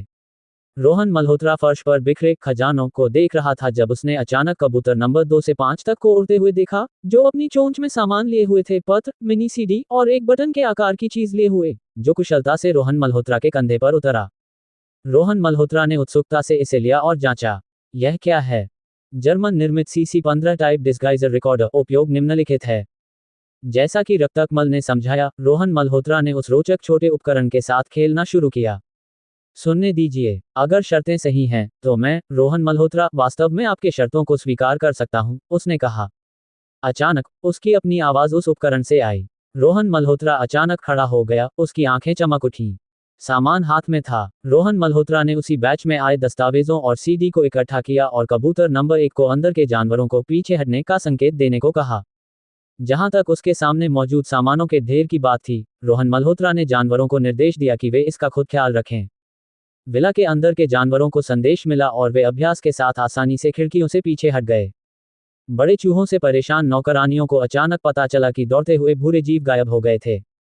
वे ऐसे गायब हुए जैसे कभी थे ही नहीं, चुपके से और बिना किसी निशान के। बटलर केवल प्रॉपर्टी मैनेजमेंट, स्वास्थ्य और महामारी रोकथाम स्टेशनों और कृंतक नियंत्रण विभागों को फोन कर सकता था, बार बार स्थिति की गंभीरता पर जोर देता हुआ। उस शाम शर्मा परिवार का विला शांत हो गया, लेकिन कहा जाता है कि अगले दिन चोरी की खबरें दूर दूर तक फैल गईं। लगभग हर किसी ने कुछ न कुछ खोया था। जब पुलिस आई, अप्रत्याशित रूप से उन्हें एक नौकरानी के कमरे में बड़ी मात्रा में चोरी का सामान मिला, जो अक्सर बिल्लियों को खाना खिलाती थी, और उसके कई विरोधों के बावजूद उसे जांच के लिए ले जाया गया। जब नौकरानी को ले जाया गया, मौली, रैगडॉल बिल्ली, सोफे पर आलस्य से लेटी थी। उसकी खूबसूरत बिल्ली की आंखों में हल्की शरारत की चमक के साथ दृश्य को देख रही थी। बेशक, बटलर ने केवल प्रबंधक सूर्यनारायण शर्मा को चोरी की सूचना दी और सूरज शर्मा को परेशान नहीं किया। आखिरकार, प्रबंधक शर्मा का स्वभाव अच्छा नहीं माना जाता था। सूर्यनारायण शर्मा ने भी अपने बेटे को नहीं बताया, क्योंकि सूरज शर्मा एक परियोजना के लिए सुबह जल्दी चले गए थे और साइट पर थे। उस रात अपनी चाही हुई चीजें प्राप्त करने और जानवरों से विदाई लेने के बाद रोहन मल्होत्रा ऑनलाइन गया और कुछ दयालु लोगों से संपर्क किया, एक बड़ी राशि दान की, उनसे शहरी गांव में जानवरों को हर दिन खाना खिलाने और धर्मार्थ संगठनों और आश्रयों से संपर्क करने के लिए कहा ताकि आवारा पालतू जानवरों की देखभाल हो सके। बाद में रोहन मल्होत्रा ने मीडिया में एक प्यार भरे गोद लेने के आयोजन को देखा जो उसी स्थान पर हो रहा था। ये सब बाद की बातें थीं। रोहन मल्होत्रा ने वैशाली खन्ना द्वारा लाए गए देर रात के नाश्ते को खाया, जबकि उसने प्राप्त डेटा की समीक्षा की। इसमें काफी लोग शामिल थे, काफी गंदे सौदे थे, और रोहन मल्होत्रा ने इसे केवल सरसरी नजर से देखा। जब तक उसने विकास यादव का नाम नहीं देखा, रोहन मल्होत्रा का चेहरा गंभीर हो गया। हालांकि उसे शुरू से ही शक था, लेकिन सामने सबूत देखकर वह फिर से भावुक हो गया। विकास यादव, तुम वाकई सूरज शर्मा के साथ साठगांठ में हो, रोहन मल्होत्रा ने ठंडे चेहरे के साथ कहा। अब जब सबूत हाथ में है, तुम्हें अपनी किस्मत के लिए प्रार्थना करनी चाहिए। अध्याय 199, क्या हम वाकई ऐसा कर सकते हैं? शर्मा परिवार की घटना के बाद सब कुछ शांत था। रोहन मल्होत्रा ने तुरंत विकास यादव के खिलाफ कार्रवाई नहीं की। सूरज शर्मा चौक पर युद्ध की देखरेख करने गए। उद्घाटन से एक दिन पहले पूरा शर्मा चौक तैयार था, हथियारबंद और तत्पर। उनकी परियोजना टीम 2 दिन और रात लगातार लड़ रही थी, साइट पर रहते हुए परियोजना छोड़कर नहीं गए, यहां तक कि परिसर में तंबू भी लगाए गए। सूरज शर्मा भी घर नहीं गए। हालांकि उनके पास परियोजना स्थल पर एक चलता फिरता महल था, विलासितापूर्ण आवास और एक समर्पित रसोईया जो स्वाभाविक रूप से दूसरों से अतुलनीय था। रोहन मल्होत्रा से निपटना सूरज शर्मा के लिए जल्दबाजी की बात नहीं थी। उनके दृष्टिकोण से उद्घाटन के दिन रिकॉर्डिंग जारी करने से सनसनीखेज प्रभाव होगा। अगर उन्होंने इसे जय बोस को बहुत जल्दी दे दिया तो उन्हें वास्तव में चिंता थी कि यह लीक हो सकता है, जिससे रोहन मल्होत्रा सतर्क हो जाए। इस समय सूरज शर्मा की मुख्य चिंता वैशाली मोरानी का कॉन्सर्ट था। अगर कॉन्सर्ट अच्छा रहा तो शर्मा चौक उछाल मार लेगा, तारा चौक को आसानी से कुचल देगा। इससे भी महत्वपूर्ण बात, ये वैशाली मोरानी को संतुष्ट करेगा, जो शर्मा चौक के भविष्य के विकास के लिए बहुत लाभकारी होगा। सूरज शर्मा ने बिल्कुल भी ढील नहीं दी, ये चाहते हुए कि उनके कर्मचारी बिना खाए पिए पूरी तरह से अपनी नौकरी से बंधे रहें। शर्मा चौक के विपरीत तारा चौक का अंदाज पूरी तरह अलग था। प्रबंधकों द्वारा रोहन मल्होत्रा को दिन में 2 बार प्रगति की रिपोर्ट देने के अलावा रोटेशन शिफ्ट में व्यवस्थित कर्मचारी सामान्य रूप से काम करते थे, जबकि अन्य हर दिन समय पर घर जाकर आराम करते थे। ड्यूटी पर मौजूद लोगों को भी भारी सब्सिडी मिलती थी। परियोजना ने ब्रांड टेकआउट से काम के लिए भोजन भी प्रदान किया। शर्मा चौक के उत्तेजित और थके हुए लोगों की तुलना में तारा चौक के लोग अच्छे से खाए पिए, अच्छे से आराम किए और उत्साही थे।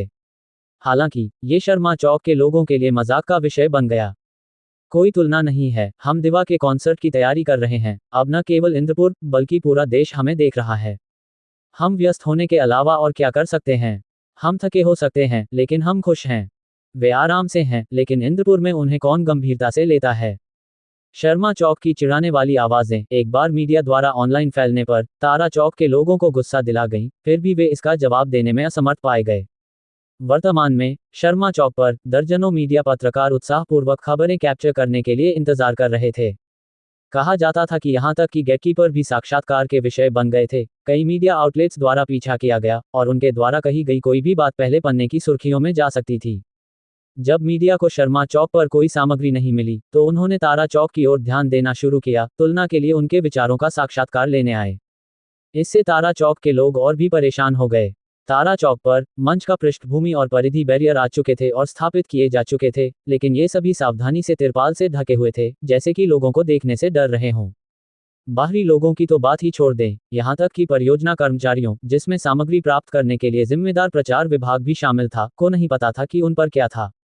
ये काफी रोचक हो गया। कल उद्घाटन था, फिर भी आज चीजें अभी भी गुप्त रखी जा रही थीं। ये प्रचार सामग्री लोगों द्वारा देखी जानी थी, जितने ज्यादा उतना बेहतर। कोई भी दूसरा व्यवसाय इस बात से नफरत करता कि उसे और प्रदर्शन का रास्ता नहीं मिल रहा। रोहन मल्होत्रा, जैसे कि अपनी सामग्री को लोगों से देखे जाने से डर रहे हों, उनकी गुणवत्ता की जांच करने की भी जहमत नहीं उठा रहे थे। बड़े भाई, उद्घाटन नजदीक है, फिर भी आप सभी को अपने बैरियर की एक झलक नहीं देखने दे रहे। क्या आप शर्मीली दुल्हन का खेल खेल रहे हैं? चेतन दयाल उस समय रोहन मल्होत्रा से पूछने गया। रोहन मल्होत्रा ने बस इसे हंसकर टाल दिया और उसे प्रिंटिंग फैक्ट्री को भुगतान करने के लिए भेज दिया।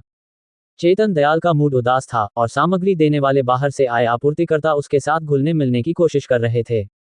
आपकी परियोजना इतनी शांत है, मीडिया ने खटखटाया नहीं। प्रभावशाली, वाकई प्रभावशाली। क्या यह मजाक करने की कोशिश थी? चेतन दयाल, जिसे मजा नहीं आया, ने जल्दी से प्रिंटिंग फैक्ट्री के साथ भुगतान निपटाया और उन्हें रवाना कर दिया। सभी प्रचार सामग्री रोहन मल्होत्रा के निर्देशानुसार संग्रहित की गई थी, जिसमें किसी को भी बिना अनुमति के खोलने की अनुमति नहीं थी। रोहन मल्होत्रा ने बाहर से कुछ जिंदगी सुरक्षा कंपनी को निगरानी के लिए लाया, विशेष रूप से पहरेदारी का काम सौंपा। सुरक्षाकर्मी केवल रोहन मल्होत्रा के आदेश लेते थे, किसी और को सौजन्य नहीं दिखाते थे। सहायक किशन ने चारों ओर देखा, अपनी स्थिति से सुरक्षाकर्मियों को डराने की कोशिश की, केवल बिना किसी औपचारिकता के भगा दिया गया। कार्यालय में रोहन मल्होत्रा ने आखिरी प्रबंधक की प्रगति रिपोर्ट सुनी और संतुष्टि के साथ मुस्कुराया। इसके साथ तैयारियां पूरी हो चुकी थी, आधा दिन बाकी था। चलो एक मीडिया रिलीज इवेंट आयोजित करते हैं, रोहन मल्होत्रा ने त्वरित निर्णय लिया। प्रचार विभाग को व्यवस्था करने का निर्देश दिया। मीडिया आउटलेट्स को निमंत्रण मिला। ओह, तारा चौक पर एक रिलीज इवेंट। उनके पास रिलीज करने के लिए क्या हो सकता है? नहीं, मैं नहीं जा रहा। पूर्वी चौक की हेडलाइन रिपोर्ट अभी तक नहीं निकली है, मैं बस एक इंटर्न को कवर करने के लिए भेजूंगा, कुछ छोटा मोटा पैसा मिलेगा, इसे एक लाभ मान लो, एक मुख्यधारा मीडिया आउटलेट के मुख्य पत्रकार ने कहा। अन्य मीडिया आउटलेट्स का भी कमोबेश यही रिएक्शन था। उन्होंने इंटर्न या संपादकों को भेजा, या जो लोग वैसे ही बेंच पर थे। सब कुछ उस छोटे मोटे पैसे के लिए। हमने इस अचानक रिलीज इवेंट के बारे में 30 आउटलेट्स को सूचित किया, लेकिन केवल लगभग 10 ने जवाब दिया कि वे आएंगे, हम क्या करें? चेतन दयाल कुछ चिंतित होकर रोहन मल्होत्रा को रिपोर्ट कर रहा था। लगभग 10, हाँ, ये बहुत कम नहीं है, रोहन मल्होत्रा ने लापरवाही से मुस्कुराते हुए कहा, हम इन्हीं के साथ चलेंगे। दोपहर तक केवल 11 आउटलेट्स वास्तव में आए, और एकत्र किए गए बिजनेस कार्ड से स्पष्ट था कि वे या तो इंटर्न थे या सहायक, यह एक बनावटी प्रयास था। चेतन दयाल इतना निराश था कि उसकी नाक टेढ़ी हो सकती थी। रोहन मल्होत्रा हमेशा की तरह बेफिक्र रहे। वैसे भी वह बस थोड़ी खबर लीक कर रहा था। कॉन्फ्रेंस रूम में मौजूद 11 मीडिया इंटर्न और पत्रकारों ने इतिहास की सबसे साधारण प्रेस कॉन्फ्रेंस देखी। रोहन मल्होत्रा अकेले मुख्य सीट पर बैठा था, उसके पीछे पिछली मीडिया विजिट के दौरान इस्तेमाल किया गया वही पृष्ठभूमि लड़का था, तारा चौक मीडिया रिलीज इवेंट। ये स्पष्ट रूप से औपचारिकता थी, जिसने एक अजीब पल पैदा किया जिसे चेतन दयाल देख भी नहीं पा रहा था। रोहन मल्होत्रा शांत और संयमित दिख रहा था, मुस्कुराते हुए। आप सभी के आने के लिए धन्यवाद। मैं यहाँ तारा चौक के उद्घाटन समय के बारे में एक महत्वपूर्ण खबर की घोषणा करने आया हूँ। इसे कल दोपहर 3 बजे के लिए समायोजित किया गया है। यहाँ मौजूद सभी को बधाई, आपको हमसे एक निमंत्रण मिलेगा। कृपया इसे सुरक्षित रखें। रोहन मल्होत्रा के कुछ ही शब्दों के साथ कर्मचारियों ने छोटा मोटा पैसा और निमंत्रण पत्र एक साथ बांट दिए और उन इंटर्न्स ने प्राप्त हैंडआउट्स पर चमकदार मुस्कान दी। प्रबंधक रोहन, क्या आपके पास आज के इवेंट के लिए प्रेस रिलीज है? एक साहसी मीडिया नवागंतुक ने पूछने से खुद को रोक नहीं पाया। अन्य मीडिया लोग भी रोहन मल्होत्रा की ओर देखने लगे। आमतौर पर एक परियोजना समाचार रिलीज इवेंट में 2 परिदृश्य होते हैं। एक ये कि परियोजना सभी मीडिया के लिए एक मानक प्रेस रिलीज प्रदान करती है जिसे वे बिना भेदभाव के उपयोग कर सकते हैं, और दूसरा, अधिक परेशानी वाला, जिसमें पत्रकारों को अपनी कहानियां लिखनी पड़ती हैं। इस रिलीज इवेंट के लिए हमने कोई प्रेस रिलीज तैयार नहीं की। आप सभी जैसा चाहें लिख सकते हैं, बस उद्घाटन समय शामिल करना सुनिश्चित करें। इसके अलावा कोई आवश्यकता नहीं है, रोहन मल्होत्रा ने मुस्कुराते हुए कहा। यह एक बहुत ही सरल अनुरोध था। स्वाभाविक रूप से मीडिया पत्रकार और संपादक इसे आसान पाकर खुश थे। इवेंट आधे घंटे से कम में समाप्त हो गया। यह इतना औपचारिक था कि चेतन दयाल को भी यह बच्चों का खेल लगा। हम कल उद्घाटन कर रहे हैं, क्या हम वाकई ऐसा कर सकते हैं? चेतन दयाल ने पूछने से खुद को रोक नहीं पाया। चाहे वह रोहन मल्होत्रा पर कितना ही भरोसा करता हो, अब उसे अनिश्चितता महसूस हो रही थी। पृष्ठभूमि और बैरियर को देखते हुए ऐसा लग रहा था कि रोहन मल्होत्रा ने किसी तरह का शो तैयार किया था, लेकिन सबसे अच्छा शो भी बिना दर्शकों के कुछ नहीं है। मीडिया प्रचार के बिना सबसे अच्छी शराब भी अपनी गली में अज्ञात रह जाएगी। अगर यह चेतन दयाल पर निर्भर होता, तो वह विभिन्न मीडिया आउटलेट्स तक पहुंचता, पर्याप्त लाभ का वादा करता और उन्हें कल के लिए किसी को भेजने के लिए लुभाता। अगर कोई अग्रणी पत्रकार नहीं, तो कम से कम एक अनुभवी पत्रकार, लेकिन अब रोहन मल्होत्रा इन इंटर्न्स को जीतने की भी कोशिश नहीं कर रहा था। रोहन मल्होत्रा जितना चतुर था, इस तथ्य से अनजान नहीं हो सकता था। जैसे ही चेतन दयाल असमंजस में देख रहा था, उसने रोहन मल्होत्रा को अपने हाथ पीछे रखकर आराम से चले जाते देखा। चेतन दयाल ने अपनी आंखें सिकुड़ी और मुश्किल से सुनाई देने वाली आवाज में बड़बड़ाया, यह आदमी अपनी रहस्यमयी योजनाओं के साथ क्या कर रहा है? अध्याय 200, मुझे एक कश सिगरेट का दे। इंद्रपुर, एक समाचार एजेंसी में इंटर्न पत्रकार विक्की खुशी खुशी कंपनी वापस लौटा। इस बार तारा चौक के लिए भेजे गए कार्य ने उसे 10,000 रुपये की यात्रा खर्च के रूप में मिले, एक छोटा सा लाभ, और दूसरी पार्टी का अनुरोध बहुत सरल था, बस तारा चौक के उद्घाटन समय को हाईलाइट करने वाली एक खबर जारी करनी थी, जिसकी कठिनाई का स्तर लगभग 0 था। विक्की, तुम इतनी जल्दी वापस आ गए, वहां सब कुछ खत्म हो गया। इंद्रपुर समाचार में नव पदोन्नत मुख्य पत्रकार चेतन यादव ने आश्चर्य के साथ सिर उठाकर पूछा। विक्की शुरू से ही उनका शिष्य रहा था, लगभग उनका आधा शिष्य, और निश्चित रूप से चेतन यादव ने उसे इस लाभकारी कार्य पर भेजा था। हाँ श्री चेतन, ये बहुत जल्दी खत्म हो गया, कुल मिलाकर आधे घंटे से भी कम, विक्की ने स्थिति का वर्णन किया। क्या रोहन मल्होत्रा इस बार रणनीतियों से बाहर हो गया? चेतन यादव उत्सुकता से पूछने से खुद को रोक नहीं पाया। पिछली बार वह जय बोस के साथ सवालों का नेतृत्व करने वाली ताकत के रूप में गया था, केवल ये देखने के लिए कि मल्होत्रा उपनाम वाला व्यक्ति आसानी से परास्त हो गया। उसे अभी भी रोहन मल्होत्रा की अप्रत्याशित रणनीतियां और उसका तेज जवाबी हमला स्पष्ट रूप से याद था। सौभाग्य से मल्होत्रा उपनाम वाला व्यक्ति मीडिया में नहीं था, वरना वह एक दुर्जय प्रतिद्वंद्वी होता, चेतन यादव ने सोचा। लेकिन इस बार सूरज शर्मा के जबरदस्त हमले का सामना करते हुए क्या मल्होत्रा उपनाम वाला व्यक्ति भी असमंजस में नहीं था? चेतन यादव ने हल्की हंसी छोड़ी और सिर हिलाया। उनके दृष्टिकोण से निश्चित रूप से कोई उम्मीद नहीं थी, जब तक कि रोहन मल्होत्रा वैशाली मोरानी के बराबर का कोई सुपरस्टार न बुला ले। लेकिन फिर भी प्रचार के मामले में तारा चौक पूर्वी चौक से बहुत पीछे था। सीधे शब्दों में कहें तो कोई तुलना ही नहीं थी। चेतन यादव ने अपने दिमाग पर जोर डाला, लेकिन तारा चौक के पास इस बार जीतने का कोई मौका नहीं था।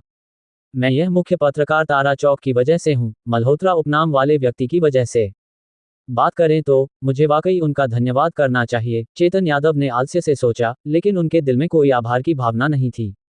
तारा चौक इस बार खत्म हो गया, जय बोस बहुत खुश होंगे। चेतन यादव ने अपने आप में बड़बड़ाया और अब और ध्यान नहीं दिया, बल्कि अपने कंप्यूटर पर एक लेख पर ध्यान केंद्रित किया। यह एक विशेष लेख था जिसे उन्होंने 2 दिनों में सूरज शर्मा के लिए मेहनत से बनाया था। इस बार सूरज शर्मा और वैशाली मोरानी के साथ मैं मीडिया सर्कल में नाम कमाऊंगा। चेतन यादव की आंखें मामूली महत्वाकांक्षा के साथ चमक उठीं। श्री चेतन, ये तारा चौक का उद्घाटन निमंत्रण है, क्या आप इसे देखना चाहेंगे? विक्की ने एक खूबसूरती से छपा निमंत्रण कार्ड सौंपा। चेतन यादव ने तिरस्कार के साथ हंसते हुए इसे लिया, इसे सिकोड़कर कचरे के डिब्बे में फेंक दिया। ये कचरा है, चेतन यादव ने तिरस्कार पूर्वक कहा, और फिर विक्की से कहा, विक्की, तारा चौक के लिए बस कुछ संक्षिप्त खबर भेज दो। मेरी समीक्षा की जरूरत नहीं है। जब तुम खत्म कर लो तो तुरंत सूरज शर्मा की सामग्री को जान लो। इस बार मैं तुम्हें उद्घाटन के लिए अपने साथ ले जा रहा हूं। हाँ हाँ, विक्की ने तुरंत चमकती आंखों के साथ जवाब दिया। कल पूर्वी चौक का उद्घाटन न केवल रियल एस्टेट सर्कल में एक भव्य आयोजन होगा, बल्कि मीडिया के लिए भी एक दुर्लभ सभा होगी, वहां केवल दिखाई देना भी उत्कृष्ट होगा। अत्यधिक आभारी, विक्की ने कचरे के डिब्बे में सिकुड़े निमंत्रण पर नजर डाली और तिरस्कार के साथ हंसा। पूर्वी चौक की सभा के साथ कौन तारा चौक जाना चाहेगा? शायद कल वह जगह सुनसान होगी। वही दृश्य कई अन्य मीडिया आउटलेट्स पर भी दोहराया गया। तारा चौक द्वारा जारी निमंत्रण लगभग हंसी का पात्र बन गया था। उस शाम प्रबंधक शर्मा ने तारा चौक से एक निमंत्रण प्राप्त किया और खूबसूरती से छपे कार्ड को पलटते हुए, जिसमें कोई ठोस सामग्री या यात्रा कार्यक्रम नहीं था, हंसने से खुद को रोक नहीं पाया। ये रोहन मल्होत्रा वाकई मजेदार है। वह जानता है कि इसका कोई फायदा नहीं है, फिर भी वह इन प्रक्रियाओं का पालन करने पर जोर देता है। ठीक है, जब तक वह खुश है। कल के बाद उसके पास खुश होने का कोई कारण नहीं रहेगा। मैं उसे और उसकी परियोजना का पतन देखूंगा। प्रबंधक शर्मा ने अकेले ही नहीं हंसा, बल्कि उन्होंने पूर्वी चौक की प्रबंधन टीम को भी बुलाया, सभी को निमंत्रण पास करने दिया। तारा चौक ऐसा करने का क्या मतलब है? क्या इसका कोई फायदा है? क्या किसी को यह उपयोगी लगता है? मुझे लगता है कि उन्होंने छपाई की लागत भी नहीं निकाली। ये रोहन मल्होत्रा वाकई बेशर्म है, अभी भी ढोंग कर रहा है और निमंत्रण जारी कर रहा है। मुझे लगता है कि हमें भी उसे एक भेजना चाहिए, उसे दिखाना चाहिए कि असली आयोजन कैसा दिखता है। हंसी का एक दौर। सूरज शर्मा ने मेज पर थपथपाते हुए आखिरी वक्ता की ओर इशारा करते हुए जोर से हंसा, यह एक शानदार सुझाव है। मुझे लगता है कि यह संभव है, लेकिन मेरा निमंत्रण बर्बाद करने की जरूरत नहीं है। बस मीडिया को एक लेख जारी करने दो जिसमें कहा जाए, तारा चौक परियोजना प्रबंधक ने स्कैल्पर्स को उच्च कीमत देकर शर्मा चौक की जासूसी करने को कहा। सूरज शर्मा के प्रस्ताव ने अधिकारियों से हंसी का एक और दौर शुरू कर दिया। प्रबंधक शर्मा ने शानदार बात कही। बिल्कुल यही करना चाहिए, इस व्यक्ति को ठीक से शर्मिंदा करना चाहिए और उनके चेहरे को मोटा करना चाहिए। तारा चौक के परियोजना प्रबंधक को पूरे इंद्रपुर में बदनाम कर दो। अल्पविराम। इस बीच तारा चौक पर उद्घाटन कल था और ड्यूटी पर मौजूद लोगों को छोड़कर बाकी सभी समय पर काम छोड़कर चले गए। आज की शिफ्ट इंजीनियरिंग सुपरवाइजर चेतन की थी, जो कुछ हद तक खाली और शांत चौक पर खड़ा था, तिरपाल से ढके मंच को देख रहा था, सुरक्षा गार्डों को इधर उधर घूमते देख रहा था, एक के बाद एक सिगरेट पीते हुए काफी चिंतित महसूस कर रहा था। किसी ने इंजीनियरिंग सुपरवाइजर चेतन के कंधे पर थपथपाया और उसने सिर घुमाकर चेतन दयाल को अपने पीछे खड़ा पाया, जो अपना हाथ बढ़ा रहा था। मुझे एक कश दे। चेतन ने चुपके से आधी पी हुई सिगरेट सौंप दी। चेतन दयाल को चुपके से एक कश लेते और फिर धुएं से गला घोंटने के कारण बार बार खांसते देखा। अगर तुम सिगरेट नहीं पी सकते तो जबरदस्ती मत करो। तुमने बहुत पहले छोड़ दिया था, चेतन ने आह भरते हुए कहा, फिर पूछा, आज तुम्हारी शिफ्ट नहीं है, तुम वापस क्यों नहीं गए? चेतन दयाल चुप रहा, बिखरते धुएं को देखते हुए बोला, वापस जाकर, वैसे भी मुझे नींद नहीं आएगी। दो बड़े आदमी चुपके से कंधे से कंधा मिलाकर खड़े थे, दोनों चुपचाप मंच को देख रहे थे। क्या तुम्हें लगता है प्रबंधक रोहन के पास कौन सा इक्का है कि वह कल चीजों को पलट सकता है? चेतन ने पूछने से खुद को रोक नहीं पाया। पूछना बंद करो। क्या मुझे लगता है कि मुझे पता है? चेतन दयाल ने गहरी आह भरी, इस बिंदु पर जो है सो है। हमें रोहन मल्होत्रा पर भरोसा करने के अलावा कोई चारा नहीं है, चाहे हम करें या न करें। वरना हम क्या कर सकते हैं? एक लंबी और गहरी आह के बाद चेतन दयाल फिर से चुप हो गया। चेतन भी चुप था, एक निश्चित दिशा में देख रहा था जहां रोशनी शानदार थी। हालांकि उसे पता था कि वह शर्मा चौक की ओर नहीं देख रहा था, उसने सोचा कि शर्मा चौक अभी और भी जीवंत होगा। कल एक स्वर्ग एक नरक। मैंने सुना है कि वैशाली मोरानी का कॉन्सर्ट शर्मा चौक के उद्घाटन के बाद दोबारा निर्धारित किया गया है। कम भक्त, वह सूरज शर्मा वाकई प्रभावशाली है। चेतन ने अनिच्छुक प्रशंसा के लहजे में बड़बड़ाया। चेतन दयाल ने एक जोरदार कश लिया, सिगरेट का टुकड़ा फेंक दिया और मुड़कर चला गया। कम भक्त, मैं अब इसके बारे में और नहीं सोचना चाहता। मैं इस परियोजना के साथ इतने सालों से हूं, अब समय है कि इसका नतीजा देखूं। चेतन की नजरों में चेतन दयाल की आकृति में उम्रदराज अकेलापन था। प्रबंधक रोहन, मैं आपसे विनती करता हूं, इस बार हमें निराश न करें। चेतन ने आह भरी, कम से कम हमें बहुत बुरी तरह मरने न दें। रोहन मल्होत्रा के घर पर रोहन मल्होत्रा कंप्यूटर के सामने बैठा था, इंस्टेंट मैसेजिंग सॉफ्टवेयर पर कई लोगों से चैट कर रहा था। सब कुछ तैयार है, कल का बड़ा शो तैयार है, आपको सबको अपना सर्वश्रेष्ठ देना होगा। जैसे ही रोहन मल्होत्रा ने टाइप किया, उसके मुंह के कोने पर एक आत्मविश्वास भरी मुस्कान उभरी। कल जीवन और मृत्यु का निर्णायक युद्ध, कल हिसाब का दिन आता है। रोहन मल्होत्रा ने असीमित प्रत्याशा के साथ आगे देखा, अपने आप में बड़बड़ाते हुए। हिसाब और जोर से आए, मुझे एक ही बार में उपप्रबंधक के रैंक पर उछाल दे।